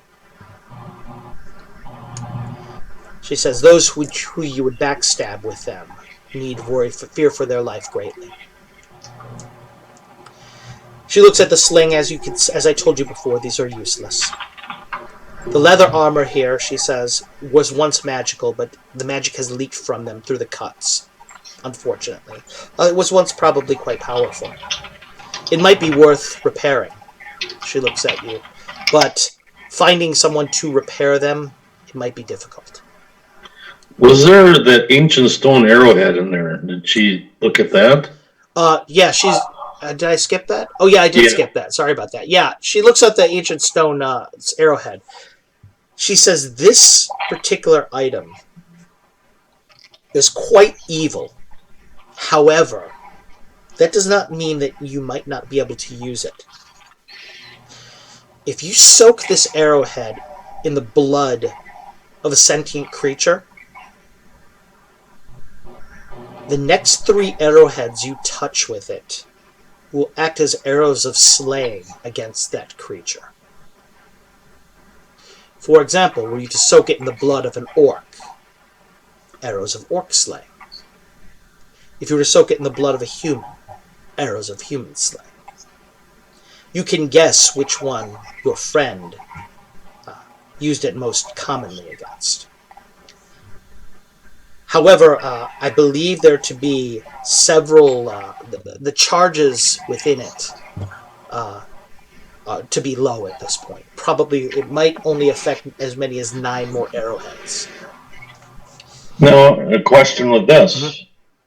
Is that when you soak the arrow, do you know if when soaking the arrowhead, does it have to be in a slain subject? Hey, thanks, Kate Strips. We really appreciate it. Thanks for joining us. Or could say if I needed to penetrate something hard to get at, say another human or another orc or something like that, could I just dip it in blood and it would activate it? Or I believe it is the magic is much more direct than that. For example, Arion, if you were to slay the creature, you would be able to use the arrows of slaying afterwards. If Brixton were to kill it, I don't think you would be able to use the arrows that were resulting of it as arrows of slaying. Furthermore, if you were to find a dead body and soak them, I don't think they would function properly. Okay, gotcha. I think it creates an intrinsic connection between yourself and the weapon. And whatever you had dipped in or killed or whatever. Okay, got it. Therefore, it is a wicked item, but at the same time, it is possible that it could be used for goodly purposes as well. Right. She looks at the canteen, and she says, "This one here is a bit tricky. You see, this fluid that's inside of it, it's non-magical." She laughs a bit. She says, "This is actually a brandy from New Imperia." She says, "It's quite Don't give it to Brixton. It's quite strong, but I understand that the people that partake of it, that are able to partake of it, quite enjoy it. You have to be a bit of a masochist, I think, but it's actually the canteen itself that's magical, and I'm not sure that the owner knew that it was magical." She says, whatever liquid you put in this canteen once per week," she picks up the canteen, turns it, shows you the bottom of it. The canteen has the holy symbol of Hieronymus on it. She says, "This would actually be, it will become holy water once per week, dedicated to the god Hieronymus." I might like that. She looks over at, moves over to the next one. She says, this chainmail armor, as you can see, is quite damaged, she says. It was magical. I think for certain that this would be worth repairing. Again, finding someone of the skill to repair it might be difficult, but it would be valuable if sold and repaired. Now, do you know what kind of magic for this or the leather armor? Oh, yes, of course. It's abjurative. I mean, like, what it would have been called? I'm sorry? Speak aloud, Brixton. Like, what kind of chainmail it would be? How robust it would be? Do you mean? Yeah. Oh, I would say on a scale of 1 to 10, 10 being the most protective I've ever seen in my life, this would probably be about maybe a 5. Where there's a leather armor, she says it's difficult to discern because so much of the magic has leaked from it. But I think at its greatest, it might have been as high as a 4. All right. She looks over at the drinking horn. This item is very, very strange to me. It comes not from this world. She says this item is connected to some sort of a god of death, a god of the underworld of a kind I have never seen before. I do not know how this individual came by it, or who they slew to get it, or how they found it. My scrying and my divining into its origins tells me it is from another planet, but it was recovered from South Radek in the mountains. I don't know what that means necessarily, she says, but regardless... Might have an inkling. Regardless, she says, you'll notice that there's thick amber fluid in it. This is mead, yes? She says, but this mead, she says, has a very, very potent necromantic magic about it, of a kind I've never seen before. I was not able to definitively identify it. I don't know, therefore, what you could expect if you imbibed it. I don't. Might not be good. I look. She says yes. She says, looking at it, she says, I notice that it's full. I have my doubts that the one that you slew to take it, drunk from it. I think she was just as vexed about its origins and its consequence as you and I are. Well, we can always find out, right? Yes, you could always find out. And I suppose I could also always be one apprentice lesser. But then again, she says, at the same time, one must sometimes take risk to get great reward. It has not been so long since I was an adventurer myself that I've forgotten that lesson. She looks at the footman's flail, she says, this is also magical. She says, as you can gather from its appearance, it is wicked. There's an evil enchantment on it. It leaves terrible, terrible wounds. Wounds that will never heal, that continue to weep blood even after they're created. I have seen this type of weapon before, but only in the form of a sword. Some people refer to it as a sword of wounding. I've never seen a footman's flail with that enchantment on it before, but here we are. The only caution I would give you is using a weapon of this sort would mark you as the type of person that would use a weapon of this sort. You will always have to remember, Brixton, remember, your appearance means everything. If you appear to be evil because you employ evil weapons... Well, I could have the golden dragon bag and the footman's flail of wounding. I'd be all set. Right. And she says, and in some cases that might work to your advantage. In some cases it might not. Probably most. She shrugs her shoulders. Especially I suppose if it you're... depends on the company you keep. For example, consider this for a moment. Consider that you are you're trying to infiltrate an evil group of individuals. Having these items at your side might well work to your advantage. Again, if you're trying to pass it off with a bunch of us, right.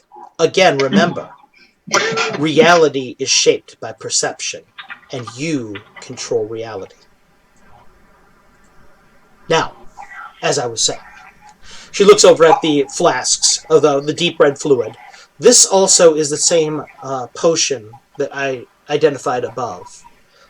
It looks like it was made from the same brew, the same batch. She looks at the amber fluid, the bubbly amber fluid. So this is non-magical. She says this is just an effervescent drink that's known in the Banded Kingdoms. She says it's made from ginger root, I understand, and they found a way to infuse it with some sort of bubbly kind of effervescence. It's well regarded there. It's relatively new, but people seem to like it. They call it ginger ale, I believe. She looks down. She says that the large shield here, as you can see, it's damaged. It's repairable, but it is not magical. And in any case, she says, with this Iusite skull device on it, I don't know why you'd wish to use it at any rate. She looks at the backpack. She goes, this backpack is interesting. She says, what I noted is, when struck, this backpack stiffens as if it's made out of steel. Even though it holds as much as a normal backpack, the magic on it will protect what is inside of it quite well. So, whereas it might not be as useful to some of you as a bag of holding, in some cases you may find it more valuable. If you have something that you absolutely need to protect. Maybe like an egg or something. Like an egg. Oh, that egg is way too big for that backpack. She looks at the tomes made in human flesh there. She says, certainly these are prayer books consecrated to Ius. Again, touching them brings great peril to those of a non-good, that aren't of, they're of a goodly mien. I would recommend that you do not overlong handle them. She looks down at the certificate. I didn't have the time yesterday, after doing as much identification as I did. I didn't have the opportunity to teleport to the location where the money changers was, to find out what the strongbox contains, but shrugs her shoulders. As for these maps, the code that it's written in seems to be personal to the cleric. Again, I wasn't able to identify what the locations these are meant to go to. I do know this.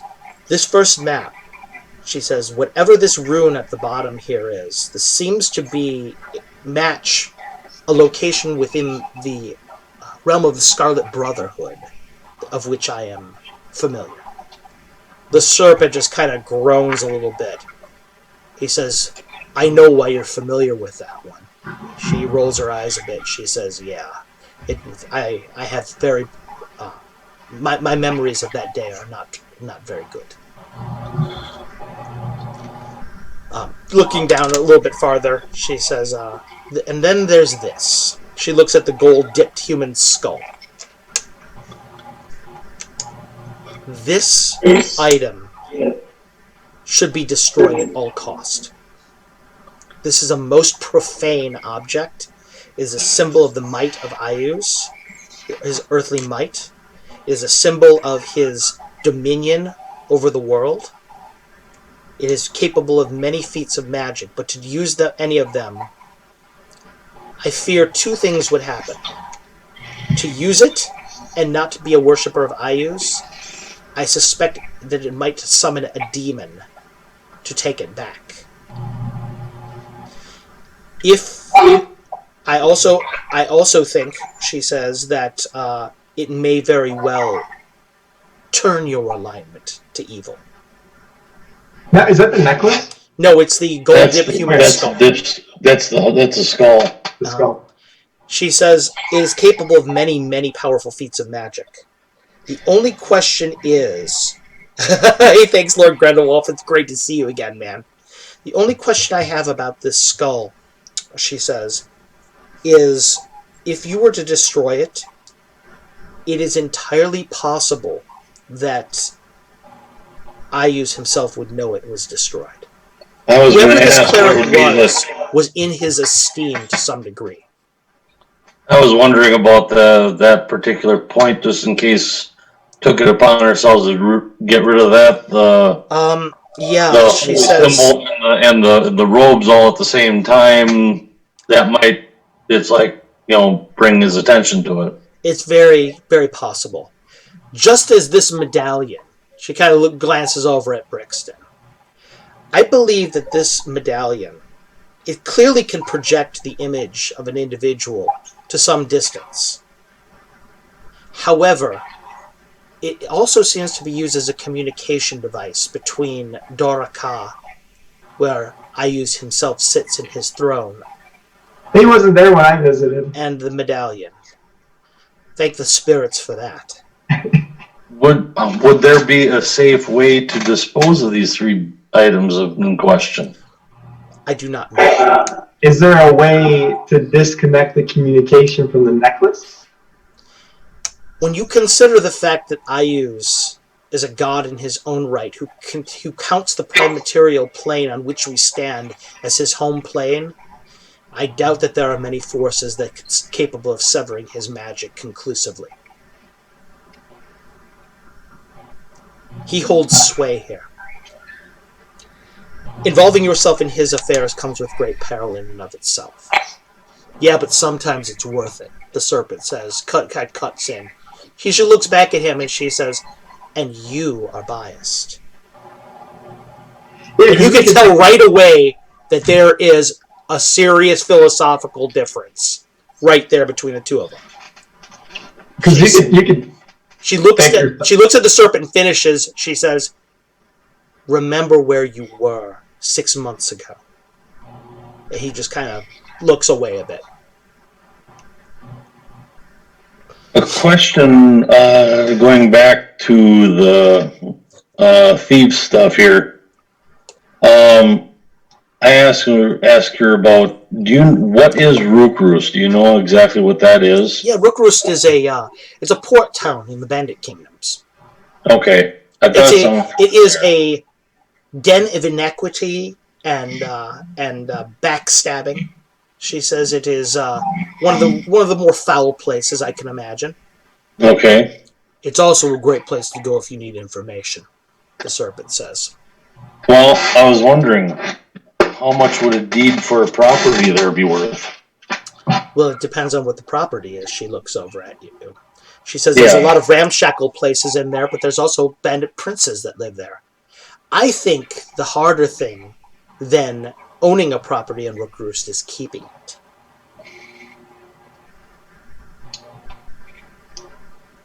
But you might be able to sell it for some good coin. You had to understand. I was at your behest. I identified many objects yesterday, and we appreciate it very highly. And I do not say that to throw that matter in your face. What I'm trying to explain is that my time was limited to teleport to different places to find out things of a non-magical nature. These were more important. Right. These things could kill you, you see, in several cases. That deed, unless you decide to follow it up, is harmless. Right. I was just curious on particular value because I'm just trying to place it on if it would be, we could use that as, if you had been interested in it, we could use that. Otherwise, we can use it for something later. She nods. So, she looks over at the serpent. She says, what items would you be interested in from this for your price for training? Looks over at Arion, looks over at it. Says,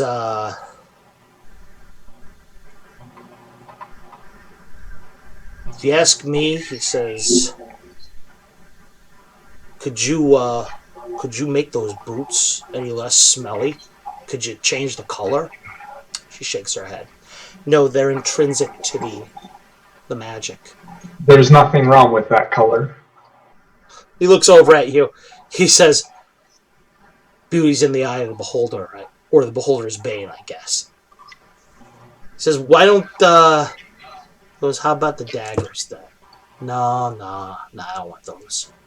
You can have the boots. He looks over at you. No, I don't want the boots. He goes, why don't I have the pouches? I'd like the pouches. Fair enough, she says. I want this wand, she says, flipping it over in her hand. If you're willing to give me the wand, and if you're willing to give the serpent the pouches, your training is assured.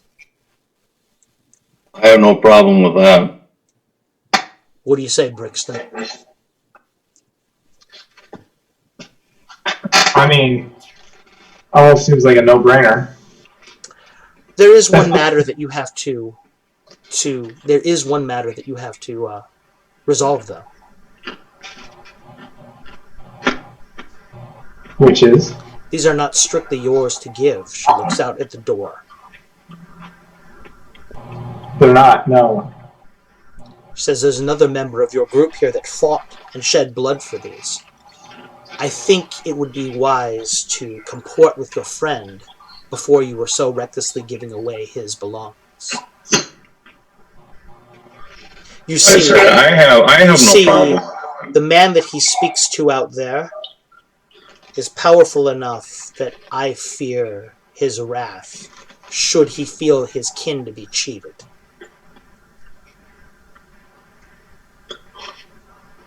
Well, That's saying something.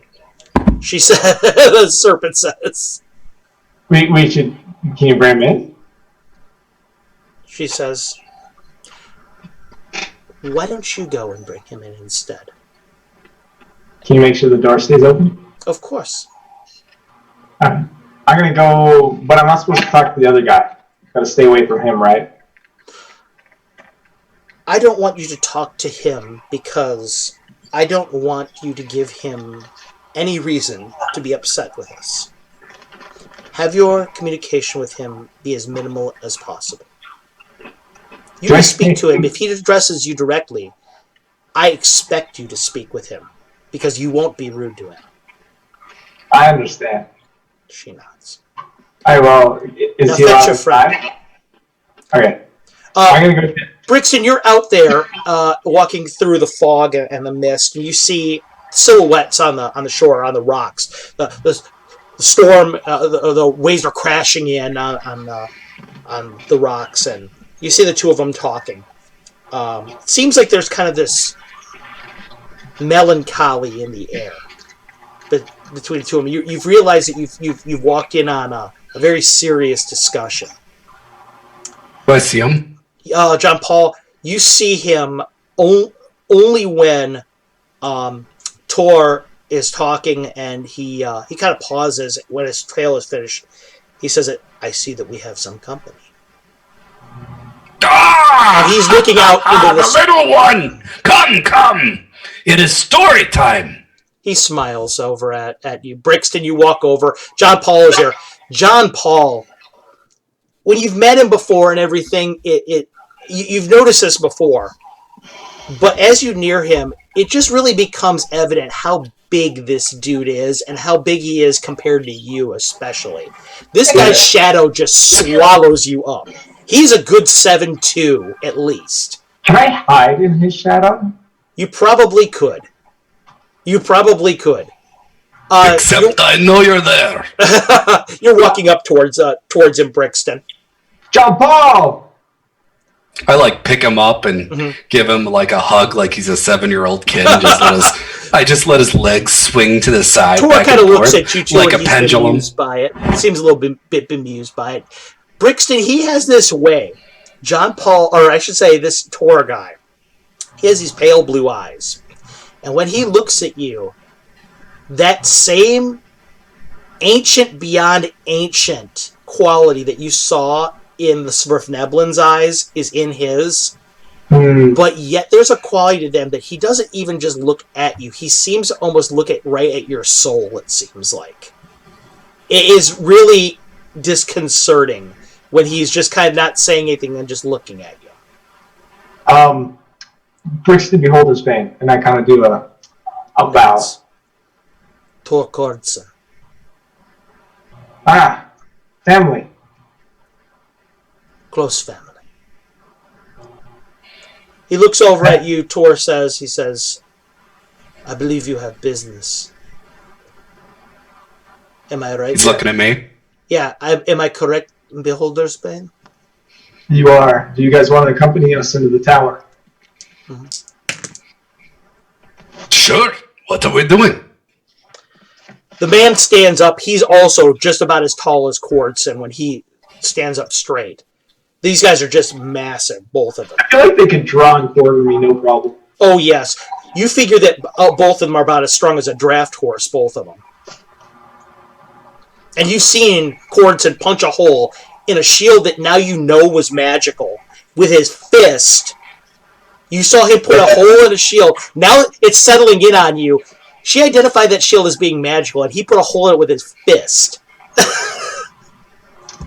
He's a Kordson. He's a Kordson. Tor says, I'll accompany you. Looks down at you, Brixton. And in perfect Nim, he looks down at you and he says, what clan are you from? That Nim sounds like it hasn't been spoken in 10,000 years, probably. Yeah. I say Kizbala. Kizbala. Proud lineage. Well, I'm proud of mine, anyway. You should be. He says, you stood with men at the Battle of 1,000 Banners, you know. Because your forebearers, he says, you covered the rear of Commandant Osan's ride, you know. Clouds of fog. You stood by men when none would stand with him. My brother, he is old. He's like my uncle's uncle. He knows all the stories. They're great. We just are missing drink. Yes, we are missing much drink, my friend, my brother. I'd love to hear some of these tales and drink inside. Let's do it after the business. Let's get this done. Shall we? He follows. You guys are walking to the tower together. In a very short time, Arion, the door opens again, and it is actually outside John Paul and Brixton.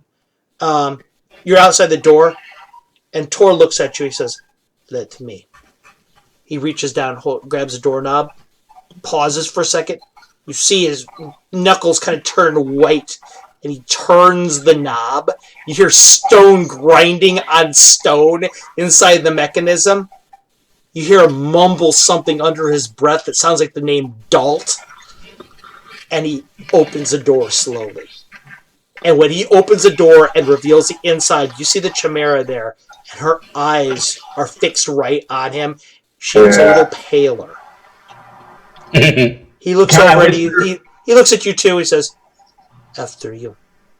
Can I whisper at him as I walk by? Mm-hmm. You spooked her. I've only just started. You hear him say. As he walks to this door, do I perceive that he's more than just... There's some quality about him that you can tell, much like John Paul, that he's larger than life, like a Paul Bunyan kind of figure. There's something about him that he's just marked as he's more than a man. He is more than a human. It's hard for you to put your finger on what it is about him, but you can just tell there is something about this guy that is majestic on a level that is not, you've never really touched before. I noticed that and do a very respectful bow. Mm-hmm. Yeah, the serpent does the exact same thing, you notice. Meanwhile, the dog comes walking up the stairs. Dog comes walking up the stairs, walks right over to him. Thank you. Starts rubbing her head. What's that? Says petting her, kind of rubbing her face a bit. Tend to your business, my brother. We will speak soon. Okay. Serpent looks over at you, John Paul. He says, part of this loot is yours. They're divvying it up. Oh. And I also introduced John Paul to these two since they have not been. Mm-hmm. Oh Yes. yeah, he goes, I'm the serpent. I'm here to trade area. Serpent like snake. Nods. You got notice on his parts of his bracers, they've got these motifs of snakes that have been embroiled up on him. All of his arrows that are in his quiver, all of them the shafts look like snakes. They've been carved out to look like that. The fletchings look like they're made out of scale. The two parts of his bow are two serpents that connect in the middle. I'm going to, as quickly as possible, try to, strike him on the arm. Okay. Just with a good clap. I want to see if he's fast. Okay. Make me a 20-sider. Yep. 6. You reach out. You have barely begun to move your shoulder, and you can see his eyes are locked on you. As you move, he's gone. He's kind of like a half step away already. He is so fast that he probably could have stabbed you 6 times by now. I drop into a wrestler stance and I just start laughing, and then I just throw my head back and I say, "You are the serpent. You are fast." He looks over at you, Arion. You strike with venom. And he kind of it looks like he wants to be serious, but he can't help it. He starts smiling a little bit to himself. Tor just kind of starts laughing a little bit, and his dog barks a couple times. I put my big old mutton chop arm out, and I point at him, and I say, "I owe you strong drink." He looks back at you. He says, "I can't wait." Oh, I can't wait for stories. Stories of striking. The Chimera looks at you too. Whoa! Did you just say drinking horn?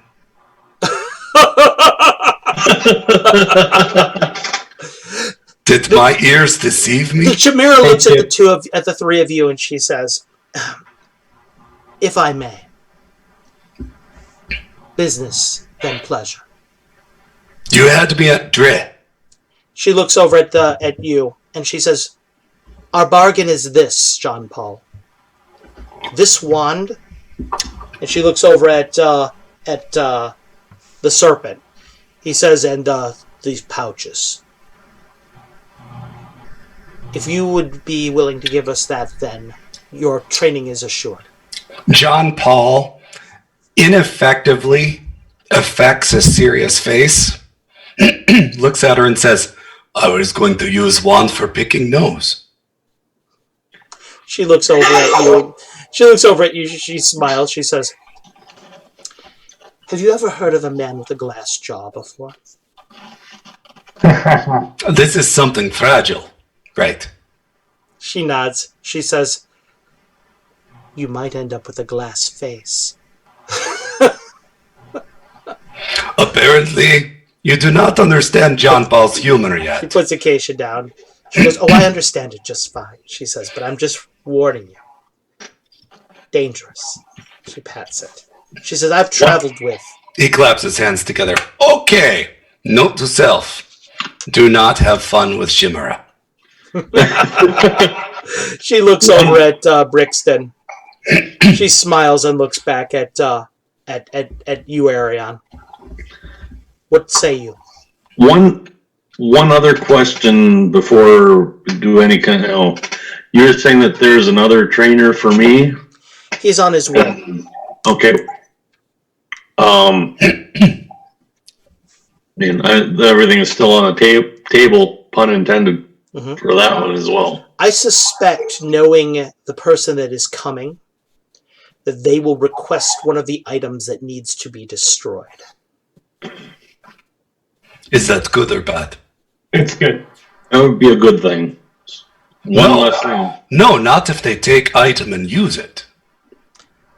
She looks over at Tor I would Tor assume, and just kind of nods. Tor nods back. I told you. well, that's going without saying, but I'm thinking that if I'm training with them, I don't know if they would be, as in a clerical bent, I don't think that they would be using these things for that purpose. Oh, No, I think that they would be. we there to must assure that still it be was destroyed. careful.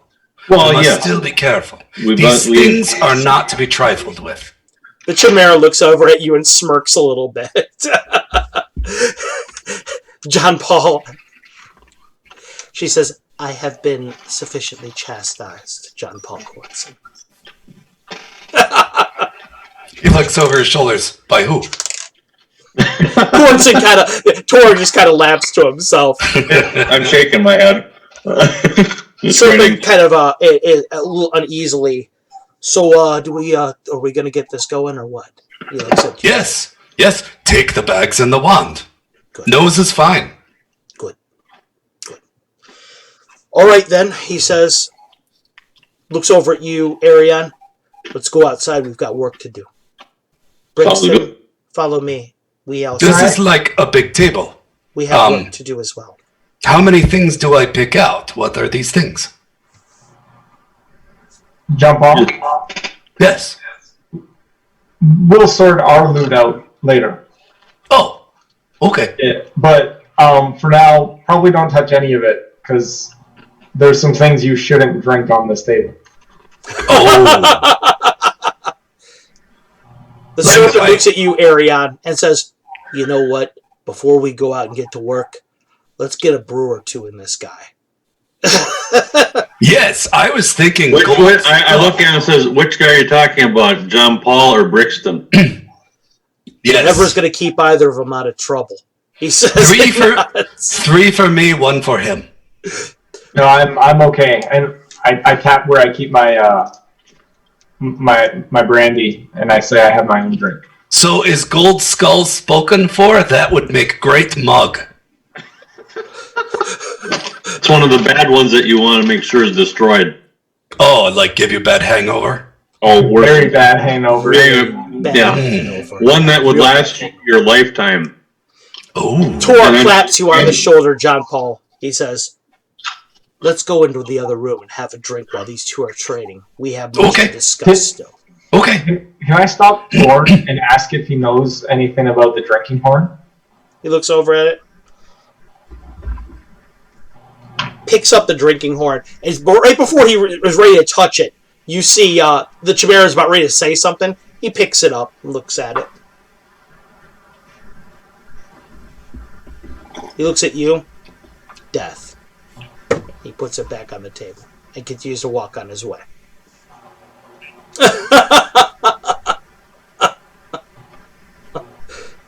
Nobody says anything in the room for a little while as he leads John Paul out through the back. The butler is standing there, and he's like, sirs, that's the kitchen. I know. You hear Torres say, just walks. And Make I hold yourself up my at hand and I home, go, the Chimera says good. a bit perturbed. I stop and I look at her and then I look at Tor like, oh shit, these are both heavyweights. Who do I follow? and then I just kind of give her a sorry look. She looks and at you follow and she just kind of and I smiles. follow She him. shakes her head. She goes. I follow him. She understands. You can tell. So you go in the back. Brixton, totally you and don't want to Ariane are offend the going to hostess. train with your trainers at this point. John Paul is going in the back with his trainer. And at this point in time, it's 10:27. We're a little over long. I think this is a good place for us to stop for the evening. You guys have settled the idea of payment. You've met your trainers. You've learned a little bit about them. You've learned a little bit about what you can expect going forward from them. A little bit more of their character has been revealed. John Paul, you've learned a lot about Seoul history and the history of the world. And a little bit about your place in it. Brixton, your trainer, you have learned, is multifaceted. This is somebody there that is really an interesting individual. Got a lot of different dimensions. And Arion, you have learned a little bit, not only about the magic items that you're going to have, but a little bit about what your training is going to consist of functionally, which is going to be a lot of tactics and things like that. Okay. For everybody that tuned in tonight, thank you so much for tuning in. We got a lot of new people who subscribed or followed us, and I can't tell you how much I appreciate it. I know the guys do. I hope you guys had a good time watching us this evening. For myself, Carlos A. Slicing, our Dungeon Master for the first Betrayal campaign. Going around the horn, David Aho, Arion Marquesas, Matthew Lazinski, Brixton Beholder's Bane, and Magnus Miller-Wilson, John Paul Kortson. You guys have a good evening, and I'll see you guys in 2 weeks when we're our next episode. Or unless you guys want to watch us tomorrow, you'll get more Magnus Miller-Wilson when I run my game for Jeremy and Patrick. It's a makeup session for them, and you guys get to see what's going on in their part of the world. It's going to be really badass. I've got some cool stuff in mind for them. You'll get to see John Paul or Magnus play an amazing, cool NPC, and tune in for those of you who can. Take it easy, everyone. Good night. Right.